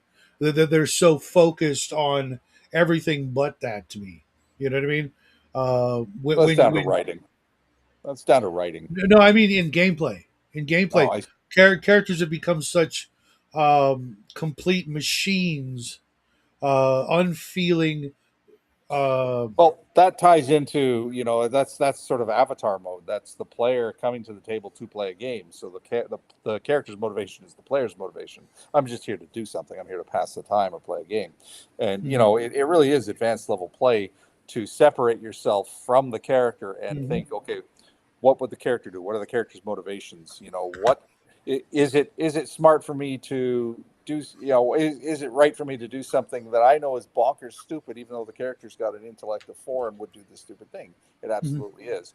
Whereas you'll still get a lot of players, they're trying to create the win conditions, so they're going to play as optimally as possible, even though the mhm. character might not act in an optimal way. Well, to the point, like I said, of becoming not even uh, believable, realistic, human, emotional uh, feeling whatsoever. It's all every single thing is a calculation as to how this could bite me in the ass. Right, but Uh, that's something every player is going to go through at some point, and the more you play, the more you learn to let that go, and that's just a time and you would experience. think so, but a lot of the people Everybody's got I a different, played with, everybody's got a different threshold for learning and curve. yeah, yeah. But and that's also the group you're with. It's at the DM. Like for me, It's I not try to one soft nudge specific players. group. I I'm just going over the last 15, excuse me, the last 5 years of playing online with people. They're very few. I could list on like one hand the people that didn't play the way I'm talking about. Everybody else was just like optimized, combat survival that's junkies. that's typical. That's the video game culture. That's the current the way current D&D is stable is structured. Excuse me. Sorry, this cough is still lingering a little. Sorry to hear Um, that. but That's kind of why I've been branching out into genres where none of that is why people are at the table. Yeah, you'll find You the know, players. I'm sure you'll find players even in those other genres who are like that. And again, it's a learning curve. I played OSC on Sunday, and this is a group of regulars, and one of the guys, he's still got that war game mentality. And I'm like, okay, roll for initiative. What are your choices? And he starts kind of, strategizing. Janet, kind of. He starts strategizing. He's like, okay, I need you to do this. I'm like, no, no, no, no. You don't have the time. Time for that is over. You are now in the moment. If you want to call out for somebody to go hide behind a tree with a bow, that's fine. But you can't sit here with the minis and reap and prop the position. No, no, make your choice and go. And Mhm. it's just again soft nudging, just a reminder. You're the referee. It's like this is what the situation is now. You don't. The time for strategy and planning is now over. You don't have the time. Mhm. Yeah, these are The 10-second luxury, combat rounds. 10-second combat rounds. What can you say in 10 seconds to tell your partner with the bow to go cover? Right? It's like you with the bow, go cover. That's fair. That is a fair expression. But sitting and saying, well, okay, I think they're hobgoblins and they've got bows and they've got cover, so I need you to go over here and you need to go through your thing and get out the flaming oil and you need to form a shield wall. And saying, nope, that's too much. Bark one command, I'll give it to you. But that just comes from the player mentality, especially this guy who he used to work for Games Workshop and he plays a lot of Games Workshop stuff. So he's in the war game mode. So where he can think, it's okay, I got to strategize this and that. And that's just a shift in, just a reminder of, okay, we're in a different type of scenario and game. Um, and eventually players get it. If they don't like it, they address don't get this it, they thing leave. Janet said. You can tell what kind of player you're getting just by the choice in their characters, right? Sort of. I 60 mean, 40. I've got If I they're got a playing a player in my thief, game who hates fighters. He absolutely hates fighters. It's just to him they're boring. That doesn't speak to mhm, him as a quality of the quality of his play. It's like he doesn't like fighters. He will always mhm, take something special like a magic user or a multi class or whatever. mhm. Yeah, Um, me too. I like the term referee. But like I was saying, if the player's playing a thief, well, they're going to be, out for themselves. That's a partial indicator. If they're playing something like a goblin or a half orc or something that's, supposed to be, like ugly and brutish and things like that, you know, uh, they're probably not trying to play Shrek. They're probably trying to let out, their frustrations and their desire to just, the world's treating me like shit, and I want a reason to treat the world like shit back, kind of, mentality. Or they're trying to, play above their disadvantage that they've imposed by playing, let's say, a half orc. They want to try to rise above that prejudice those and are that. all valid choices, right? Mhm. But it's not always, a guarantee. I think it's best to get other information. That's why I made that list of things that you should know about your character: their favorite food, their favorite color, who their parents are, do they have a love interest, what are they afraid of, things like that. Because if you get, what are you afraid of? I'm afraid of, something that they'll never run into. You can infer from that they're trying to even game that much of the I'm system. afraid of 1,000 gold piece value diamonds. I'm afraid of being showered with Right, them. Totally right, agree. right, right, right. Or they have no love interest. They've never ever their characters never fallen in love and never gonna, because you'll just use that to stab me in the back. You know, or favorite color is black. Um, things like that. Favorite food is, you know, something that can't possibly, hurt them. Like it's oatmeal. Okay, you know, okay, whatever. Or there's other things on the list, but if you have a good long talk with the player before the game, and you get sort of uh, kind of an agreement on to what they're coming to the table for, and what you're going to provide, and then when if they stop doing what they agreed upon, well, then you have reason to you know take an issue with it. Well, again, I mean, we'll see how it plays out at the table. Mhm. The really the only no nos for me, like choose what you want to do for your character, because how you play it and what you do is just going. I'm gonna react to, and it's gonna affect in game. Um, what you do at the table as a player is where I'm more concerned. Like the first cardinal rule is A, you don't shit on the game. B, you don't shit on the DM, Mhm. and don't tell other players how to play their damn characters. Mhm. Right? Don't Yeah, be like don't whine and complain when things don't go your way. Just accept the will of the dice and run with it. See what happens. And it's not always going to go your way, and you have to understand that. I'm not going to fudge things so that you can keep your beloved character. The dice are going to right, decide, right? And I've absolutely. had players melt down because the dice didn't go their way, right? Hmm. And blame I, me. I haven't in a One guy while. blamed me for manipulating his I dice haven't with had a my mind. meltdown because uh, of dice, but I have seen multiple, and I can think of at least two players that I know are fudging their dice rolls. But I never insist on die rollers and things like that because I can tell when they are, and I keep track. You know, I've never had to do that because the rule is, it's not even a rule, it's just the way we play. Nobody's ever had to bring it up. Is we roll the dice onto the center of the table and we all look at the result together, like all of us. Nobody gets nothing hey, what's touched. up, nerds? Long time no see. I was Hey, just talking about you. In one of my Monday video, I brought you up. Maybe that's what brought you out.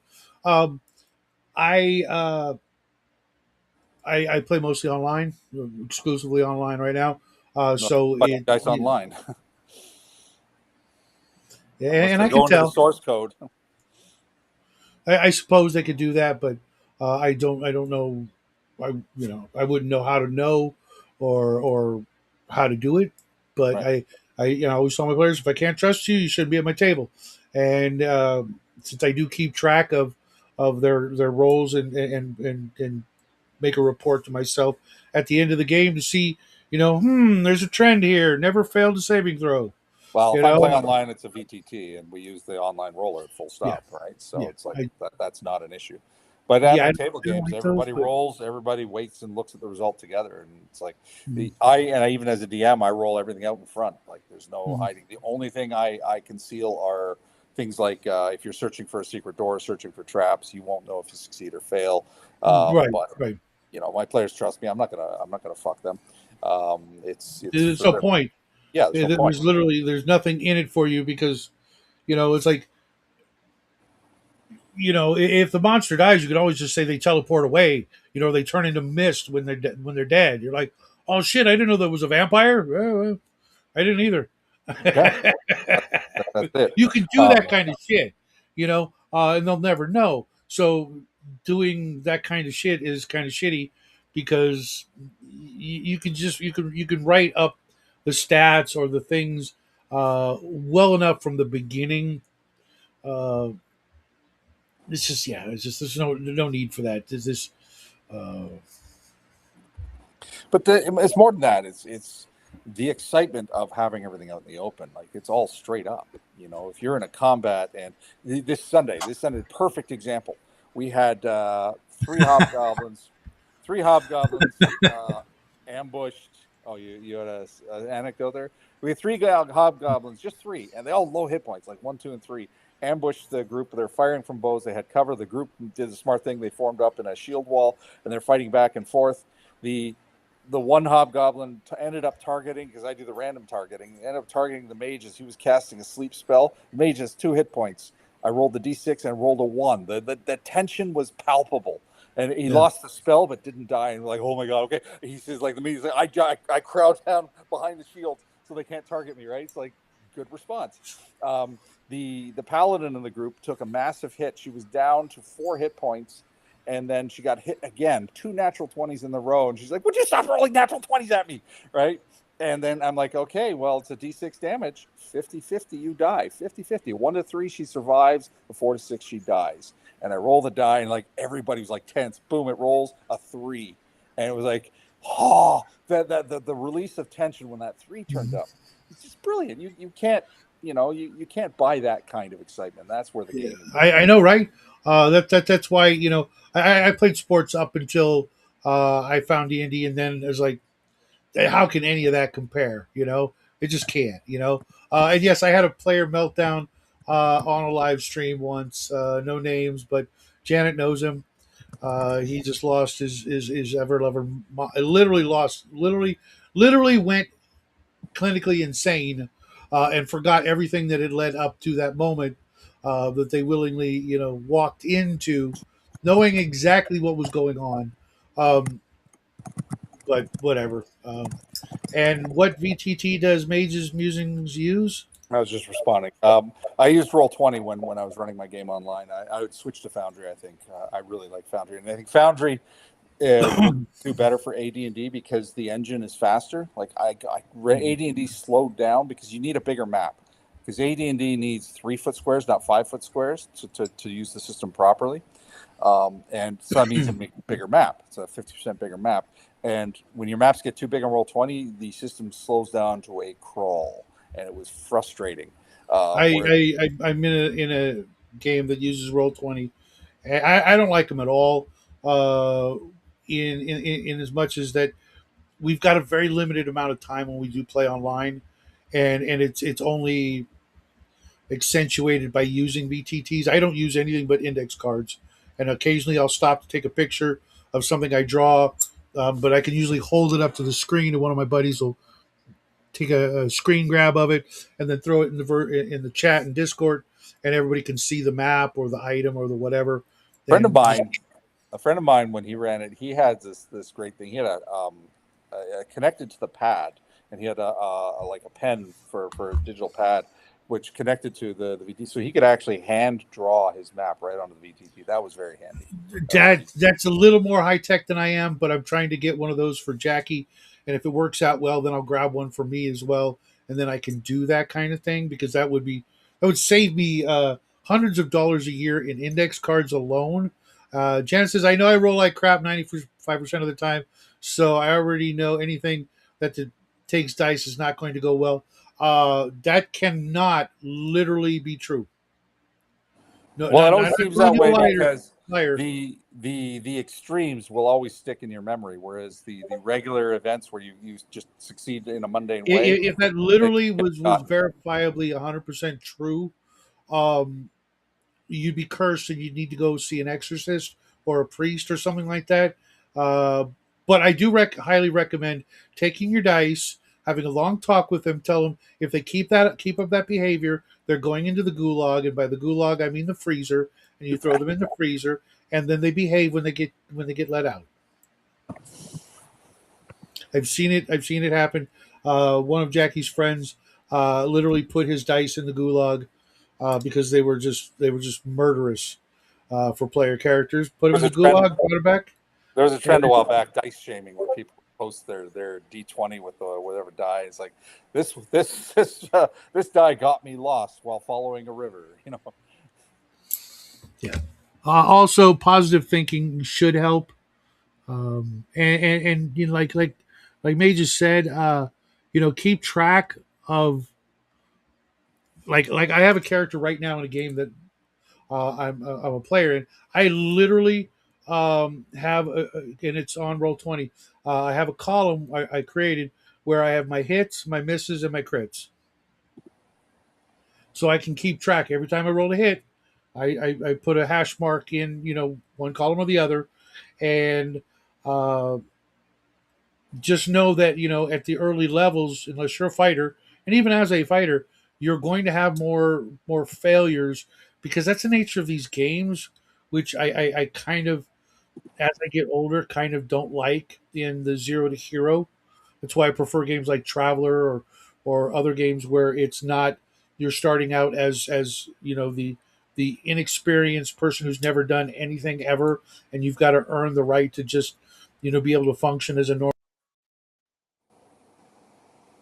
Oh, we lost you. things of rolling to hit, success rolls on things are like, if you were literally that bad statistically, your parents would have never let you out of the front door. But you're not. I mean, that's we've talked this before about zero level being the world average, a first level character among the population is still an elite. They're still a step above the normal. You're only a beginner. You're only a novice in comparison to other classes from the game perspective. But from the But in-world even perspective, then, those numbers are so ridiculously skewed in favor of failure that society would not even exist if those are the kinds of odds. Just to hammer a nail into a plank of wood. but they aren't. They aren't. They're only they only skewed against the players in terms of the extreme combat situation, the extreme situations. Like, in old school, you got a fighter with chainmail and a shield has an AC of 5, right? And the average THAC0 of a starting character is I 20. thought Chain and Shield was 4, but okay. Yes, 4. Okay.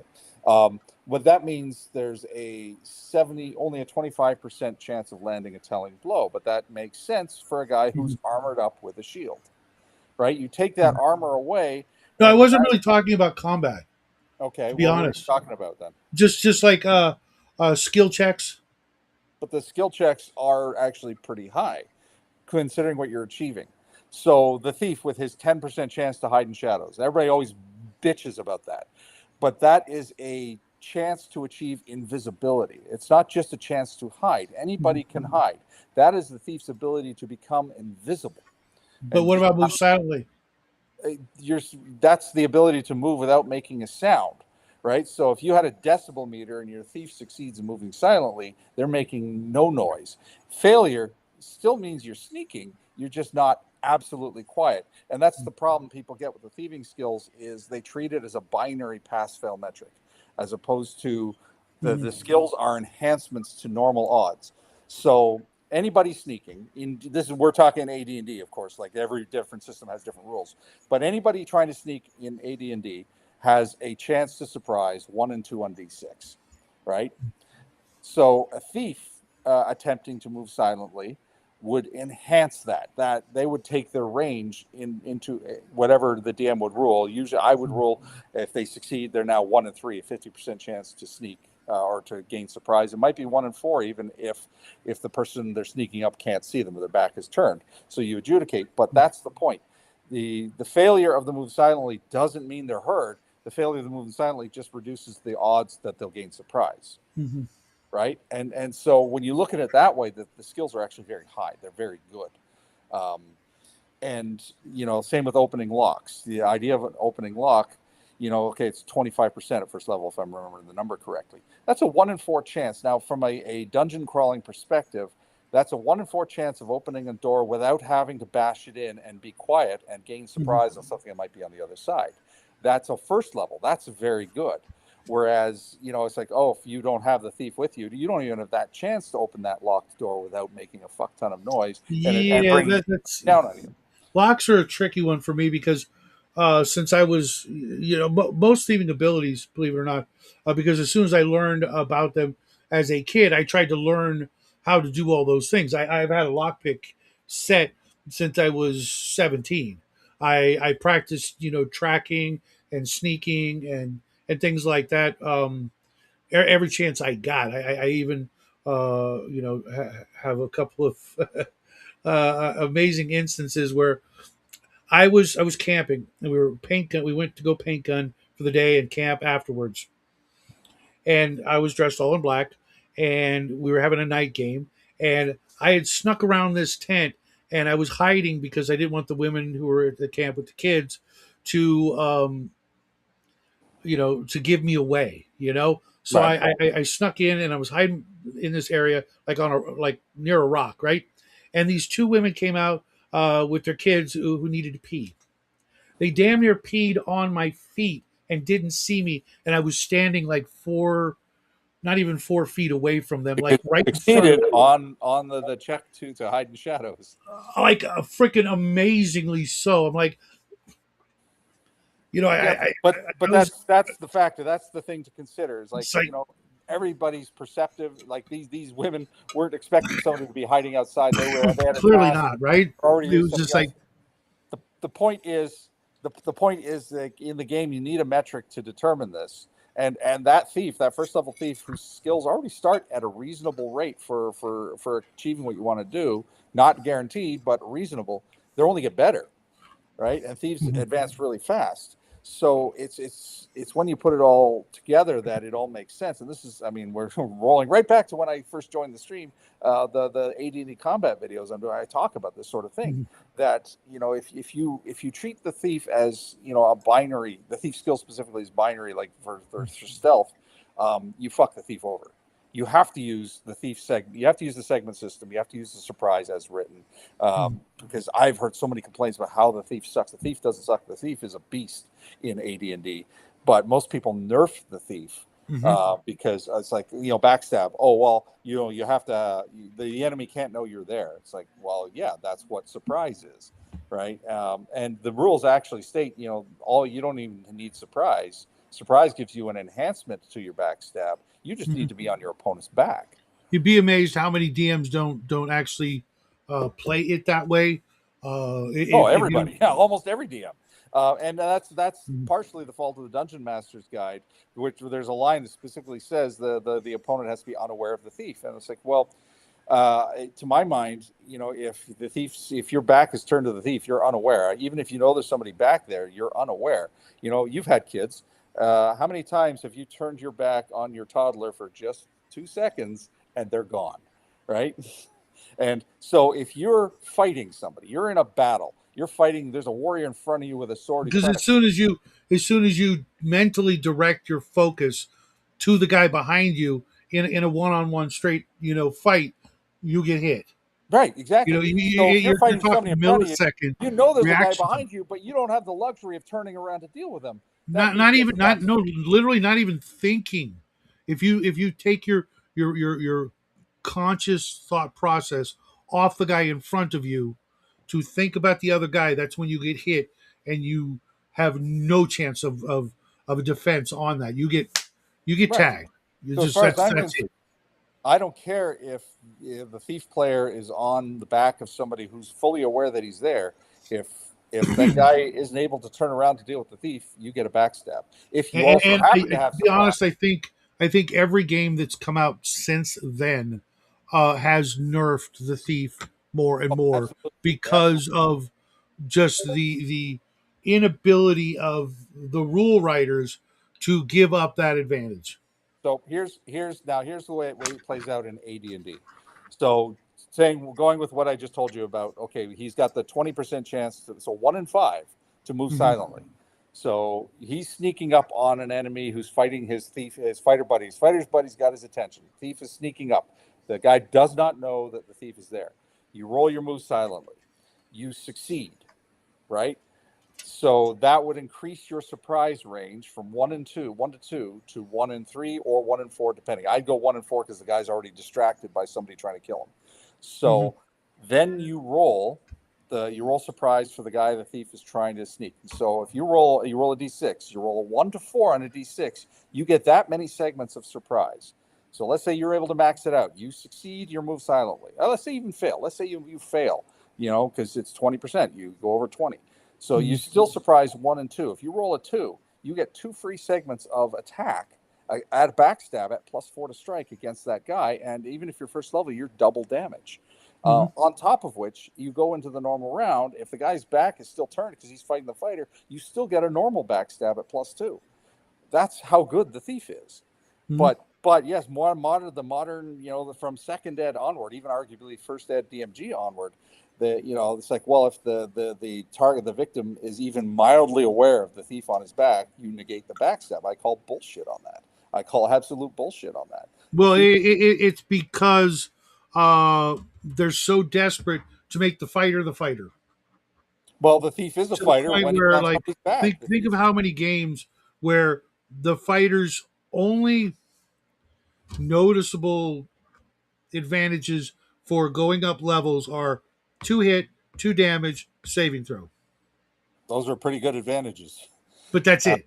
But I mean, literally, they take away everything else, any kind of semblance of any sort of skill at anything other than just being but that's the enough. fighter. That's literally the fighter's role. He's the straight up. Right, They're but the best. at that aspect. They're the 100% the That's best. why I've started for a long time really leaned into games that are like in the modern era. You just that just doesn't that wouldn't play out Well, in here's a here's something in else a fighters get that people don't consider. Fighters, they get multiple attacks against the low level characters. If you're fighting zero levels, like your average guard or your average soldier, goblins are zero level, kobolds are zero level, or not zero level, less than a full hit die.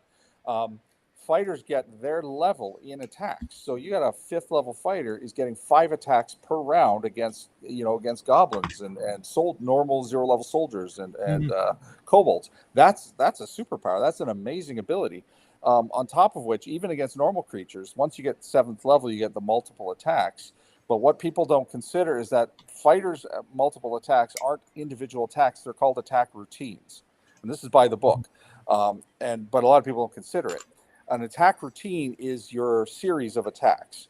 So a ghoul has a single attack routine consisting of 3 attacks: a claw, and a bite, right? Now, when you have multiple attack routines, and this is important distinction, if you have more attack routines than whoever you're fighting, you automatically get initiative against them. So if I'm a seventh you level get what I'm fighter, sorry what you automatically get initiative. that's what I thought you said. So if you have 2 attack routines, you're a high level, so you're a seventh level fighter and you're a specialist if you're using specialization rules. I do. Seventh level fighter with a specialist with a specialized weapon is default 2 attack routines per round. If I'm fighting you, Shadow, and you're a fourth level fighter and you've only got 1 attack routine, I will always get my first attack before you. It doesn't matter what the initiative dice say. I will go first.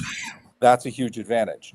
Now, if you're playing against the mooks, the zero level characters, and you get your 5 attacks. Now, the rules don't specifically state this, but I treat them as attack routines. So if I'm a fifth level fighter and you're a zero level mook, I get 5 attacks against you. I'm going to get 2 attacks right off the bat before you can even blink. The third attack will be dependent on initiative, and then after you go, I'm getting another 2 attacks. And these are by the book fighter abilities that always get ignored. And it's like that's their ability. Like, all right, fine. I guess I'm taking the wizard's fireball away. I'm going to take the cleric healing spells away. If you're going to deny the characters their core abilities, then yeah, you diminish the game. And that's very important. So thieves, unless they're a fighter thief, they don't get those extra attacks. They have to get on the person's back, and they have to try to get surprise if they want to maximize their abilities. And so that incentivizes them to be thieves. So many players I see playing thieves, they try to go toe to toe with the fighters. It's like, well, you can if you got your fighter buddy backing you up. Sure, you can when you Or if you have. got better magic Yeah, or yeah, something. and it's Yeah, not something. wrong for them to do so given the situation. But in a perfect world, that thief needs to duck off to the side, wait around while the others engage and distract all the enemies, and then work out to a flank if possible. It's not always possible. If it's not, then go to the back and use your sling or your bow, and then And cover. DMs need to understand that uh like they cannot design, or I mean they should not design every encounter so that the thief can never do that. Right, absolutely. I cannot tell you how many games I've been in as a thief where they literally never got to backstab because it was never going to happen. No, 100%. And Because the and room was no, I mean the room was literally designed so that you couldn't get around. There was no now way to get around the even a flank. that's going to Uh, happen from time to time, just organically. So that's I mean, fine. literally But like if the every DM is time. actively trying to stop the characters from using their abilities, it's like, why are we playing this game, right? You want the situations to be random, variable, not random, but variable, and every character, And is going to have to overcome challenges. like you were saying, like sure, orcs and kobolds and hobgoblins and stuff like that have their militant uh, abilities, or even nature, but it's not always on. If you Right. surprise the room of goblins, they don't start forming ranks.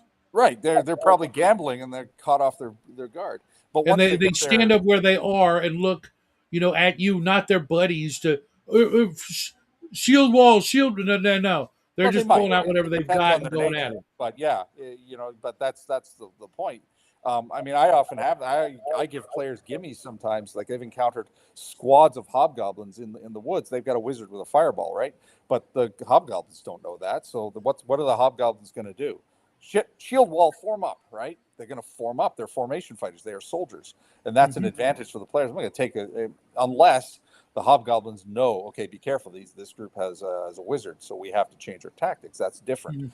But you've got to logically reason why the enemy would have that information. Right, But but would because see, I've been pondering this for a while lately. The fireball, um, the fireball erupts and goes away like almost instantaneously. Correct? yeah, And yes, that kind of a blast could ignite certain kinds of flammables. yeah. No question. Hay, dry leaves, other things. But if the flame goes by, disappears in such a manner as I'm thinking, its actual chance to ignite other things is probably pretty insignificant because it's gone so quick. Well, that's where the saving throws of the items come into play. No, I don't even mean that. I'm just talking like because like the characters, if those said hobgoblins put up a shield wall, if that shield wall included not just in front but above, Right, like if but they had the that yields a bonus to the saving throw. But a fireball isn't just a wall of flame; it's an impact. So that's why. Okay, you've got a group of hobgoblins. They've turtled with a shield wall. I'd probably give them all a +4 to save on that, and so they're going to take less damage. But usually, by the time they're casting a fireball, okay, you mean minimum 5th level cast a fireball. That's 5d6 for an average of 15. Even half of that, 7 or 8, is going to kill most of those hobgoblins. But a bonus to I think save what is I not. need I think what I would be more helpful is to maybe understand what temperature the fire is at, Well, versus because if it's like knowing firefighters and firefighting gear and things like that, and people who walk through burning buildings and literally don't take any damage with not completely well, that's modern non-magical. firefighting gear. They know how to deal with it. But you want to assume. Well, let's look at the average person has in D&D has D4 or D6 hit points. That's the average. And the average hobgoblin has a D8. So they're Mm-hmm. on average, 50% to twice as strong as a human. All Mm-hmm. right. So now look at a fireball. Minimum damage is 5d6. So the minimum damage is 5. 5 to 30 gives you an idea of what kind of temperature you're looking at. Mm-hmm. The maximum blast, the heat will probably be dependent on the die score. Let me ask you this: how many hit points of damage? Let's say the hobgoblin had 5 hit points. All right. That's average for a hobgoblin. Okay, how much damage would it take to incinerate him to ash? It'd be variable. I use the -10 metric as the body is unrecoverable, right? So 15 points of damage and they'd be ash. For that one, yeah. That's why Okay. hit point is an abstraction because they got to account for the specific situation. So even if you added and doubled it and said 30, Okay. um, the kind of heat that it would take to incinerate something to ash in a minute is staggering. It would leave a crater in the ground. Okay, well that's fair. Then you say that it does. It's not possible. It doesn't do it. He'll be covered in third-degree burns in a Right. minute. You see what I'm saying, though? It's Yeah. like, I think it's the flames kind of need to stick around to really do some of the damage that Well, then you rule that's what happens. They linger for a bit, and the game only gives you the mechanics. How you interpret the mechanics is yeah. entirely on. So if that character with 1 hit point gets blasted by 30 points of damage, how do you describe somebody who's gone to -29 hit points? That's on you. The abstraction is for you to Yeah. describe. There doesn't have to be a hard and fast metric. Yeah, but I think you kind of have to uh, throw in the it's magic to explain some of the things that it does that it shouldn't be able to do. I guess. But again, abstraction. It's the magic Yeah. word. It's the magic word that makes AD&D sing. Because I was just thinking. I mean, the kind of results I've seen over the years. Now, don't get me wrong. The lightning bolt, it's a totally different thing Mhm. because for it to exist as lightning, it's already at temperatures that are comparable to the sun. You know Right. what I mean? Fireball, not so much, and lightning bolt, also is you blink and you missed it. Hmm. Like you didn't even see it happen because you blinked. Lightning Uh, bolt also has the fun feature of reflecting back if it hits something hard. You got to yeah, be careful how far you are away from when you cast it. but for fire to like melt a sword in the blink of an eye, it would literally have to be literally you're throwing a sun, not a fireball. Right, but that again, you're also determining. You're looking at what's the degree of melt. Is it a liquid puddle, or is Mhm, it enough to compromise the integrity? mhm. Still looks like it's intact, but then you hit something and it breaks, right? Because you Well, compromise. also it would be red hot and things like that. Yeah, But again, but a sword has is hard metal, and against fire has a saving throw matrix of something like 19. So it's very hard to destroy it yeah. with the flash fireball. Mhm. Um, but whereas paper against fire saves on only on a one, right? Or on a 20 rather. Sorry. Yeah, I was gonna say. Yeah, yeah, you know what I mean. But like Yeah, yeah, yeah, yeah. there's a one I'm like, wait, 5%. wait, wait, wait. I was still on the one before that. I was like, wait. Sorry, other way around. Other way around. Yeah. Metal needs a 4 or 5 to save, which is the Yeah, low number. And yes, other way around. Sorry, I get the numbers yeah. inverted, but you get the idea. Totally, Whereas totally, totally. paper needs a natural 20 or a natural 19. Which Otherwise, is it funny ignites. because I found throughout the years that rule is either completely ignored and nobody ever rolls saving throws, as in the DM never does that, Mhm. never makes you make saving throws for each and every one of your items, which I tend to Well, do. I have a I when somebody gets blasted by a fireball or a lightning bolt, and this does happen. It happened the last couple of games when we did the Lizard King ones. It's if the player makes their saving throw, they're taking the half the damage, but I forego any item saves. Right? It's Mhm. like okay, so they dodged out of the way. The Yeah, damage represents that abstraction of okay, exactly. they burned through their luck or they wrenched themselves dodging, but they didn't take any significant, but they failed the saving. Well, that's when we all right. Let's do some item saves now Mhm. because you got hit with the blast, and then the items. We go through the items, but again, it's like okay, so they had something like the guy's scroll was in a scroll box inside their backpack. It's like unless the backpack fails to save, the items inside are not getting Hmm. touched, Hmm. right? So you got to adjudicate the specific situation.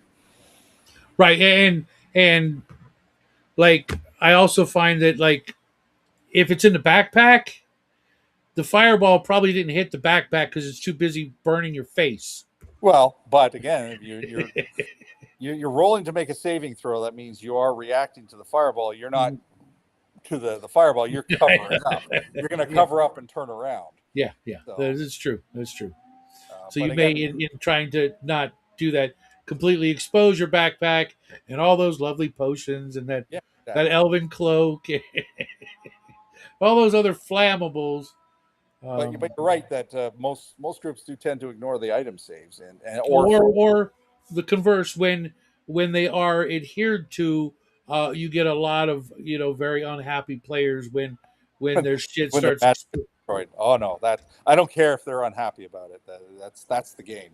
Right, Um, right. I had a situation. Cal was in it where one player did something stupid, pissed off a beholder, and because the player who pissed off the beholder wasn't in direct line of sight of the disintegration ray, he didn't have to worry about it. But the entire party sure as shit did. And one particular player, Cal, one of his characters lost. I kid you not, like a dozen magic items. He's a 12th level ranger, so he had some stuff, but well, the not after permanent that. items reassert. It's the temporary items like potions that are gone for good. From the disintegration? Oh, disintegration. Sorry, I was thinking the anti magic ray. Right. No, no disintegration. Oh yeah, that's different. Sorry, That's the fun one. That's the fun but one. He made the save, but his stuff did not. but magic items also get their plus to the saving throw. So you get a Mhm, +4 sword. It's +4 to save. So, mhm, so it's mhm, worth keeping in mind. mhm. But yeah, Yeah. yeah, but that's the level of But he nuance that was I really good love. about it.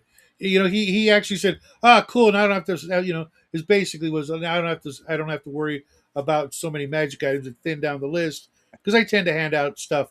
Once they get past a certain point, they're going to find stuff. They're going to find a lot of magic items.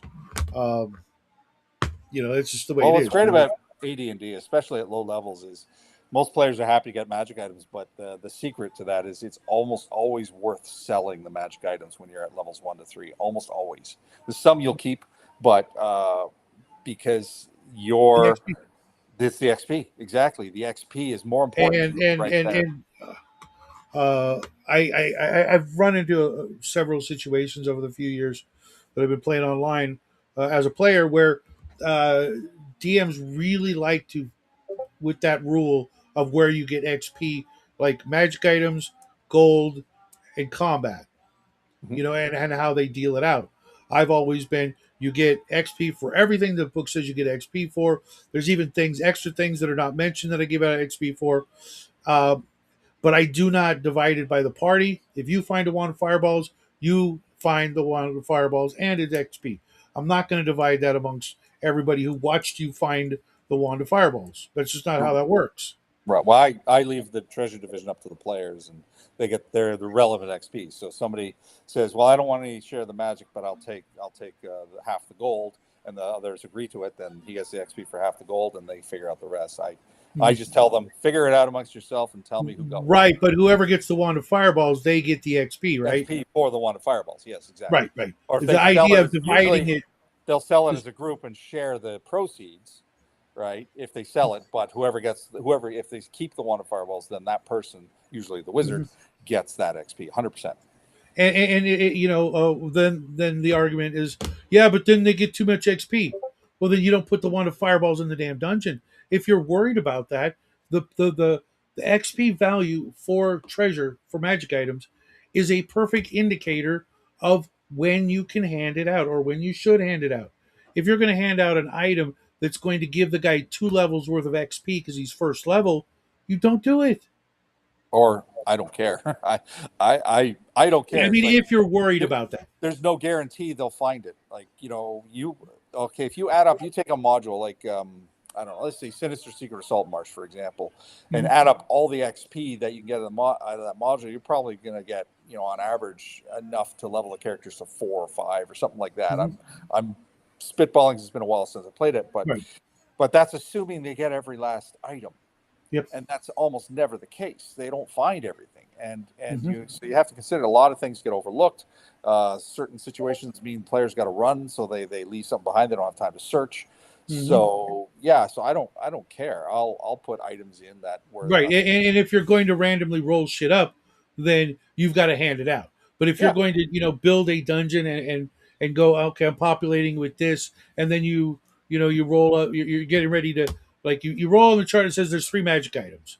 yeah, Okay, well, you can go through that list of magic items in the DMG or the Unearthed and go, yeah, well, there's certain things they're not going to find. Why would they find an apparatus of Kowals here? He won't even fit in the room. So right. you can make those Well, yeah, decisions. you would make it logical, but I'm not going to. I don't remove the item or not give the item because it will level them. I don't care if it's geared to, like, if they find a ring of wishes in their first level. Well, guess what? You lucked out. You won the lottery. And that's a perfectly legitimate way to do it. But if you have worries, like, I don't. I'm I along don't. the same lines. I don't care. If they some things are they're not going to find a holy sword. If I roll up a holy sword, it's not going to be there. Sorry. Right. That's a quest for the paladin to go on specifically to get that item. It's like literally finding like a treasure map to the holy sword, which is an adventure unto I, itself. I I I would do either or. Like, I literally did my whole Tomb of the Lizard King series was them. They got word that here's a holy sword, and they said we're going for it, and they made a whole Mhm. side quest out of it. But if I Right. rolled Why randomly, deny them I would that put that it in. that epic adventure? It's one of those things that you know you you plan for it. As the DM, it's like, okay, I got a paladin in the party. He's like 7th level. Let's do it. Fuck it. Okay, I'll give them the rumor. It's over there. They're gonna bite. They're gonna do the thing. Give them the well earned adventure for that thing. you know, Yeah, because no it brings them all there's no together guarantee as a team. of success either, right? And yeah, It's not a guarantee. Yeah, they could all die. That's even more epic. That's for the next group that they watch go. "Oh, when you have time. Watch through my Tomb of the Lizard King series. It's 15 episodes of exactly that. It's like they've got word. Here's a Holy Avenger. We're going and with don't with spoil the end for me." I won't spoil the end, but wow, it was a But misdirect. my point is that if you're the kind of DM that's worried about giving too much XP for magic items, you just use that as a gauge. It's like, okay, Mhm. between first, second, and third level, maybe you only hand out XP items that are worth like 200 XP. Okay, that works because they're all low, weak powered magic items that aren't going to break your game if you're worried about such things. I've never had a game broken by handing out treasure. I've had games broken by people being assholes. That's the only thing that breaks a game, in my opinion. The same thing with monsters. You don't put a lich in a dungeon, for low level party, unless you give them a whole lot of hints and let them know that when you meet the lich, you're going to run because of you don't get a saving throw and you're not fourth level. Yeah, to make sure the players understand that not everything is balanced to your level. You are in the situation you're in. You have to decide if you can handle it. So yeah, if that lich rises up, well, odds are first level character is going to fail the fear aura anyway and just bolts. I thought they didn't even get a save if they're under fourth level. Right. So So you're running. yeah, You just it's tell them not a it's like, problem. hey, You just you're going to you don't run. have the lich pursue. He's like, and don't come back. Right. And I don't know, Conan found King Kull's sword by accident in a tomb.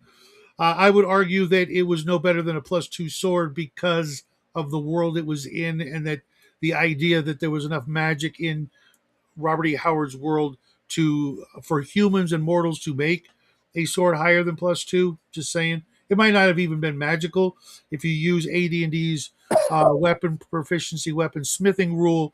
A mortal can make a +2 or a +3 non-magic weapon without it being magic by rolling a 20 on the forging roll.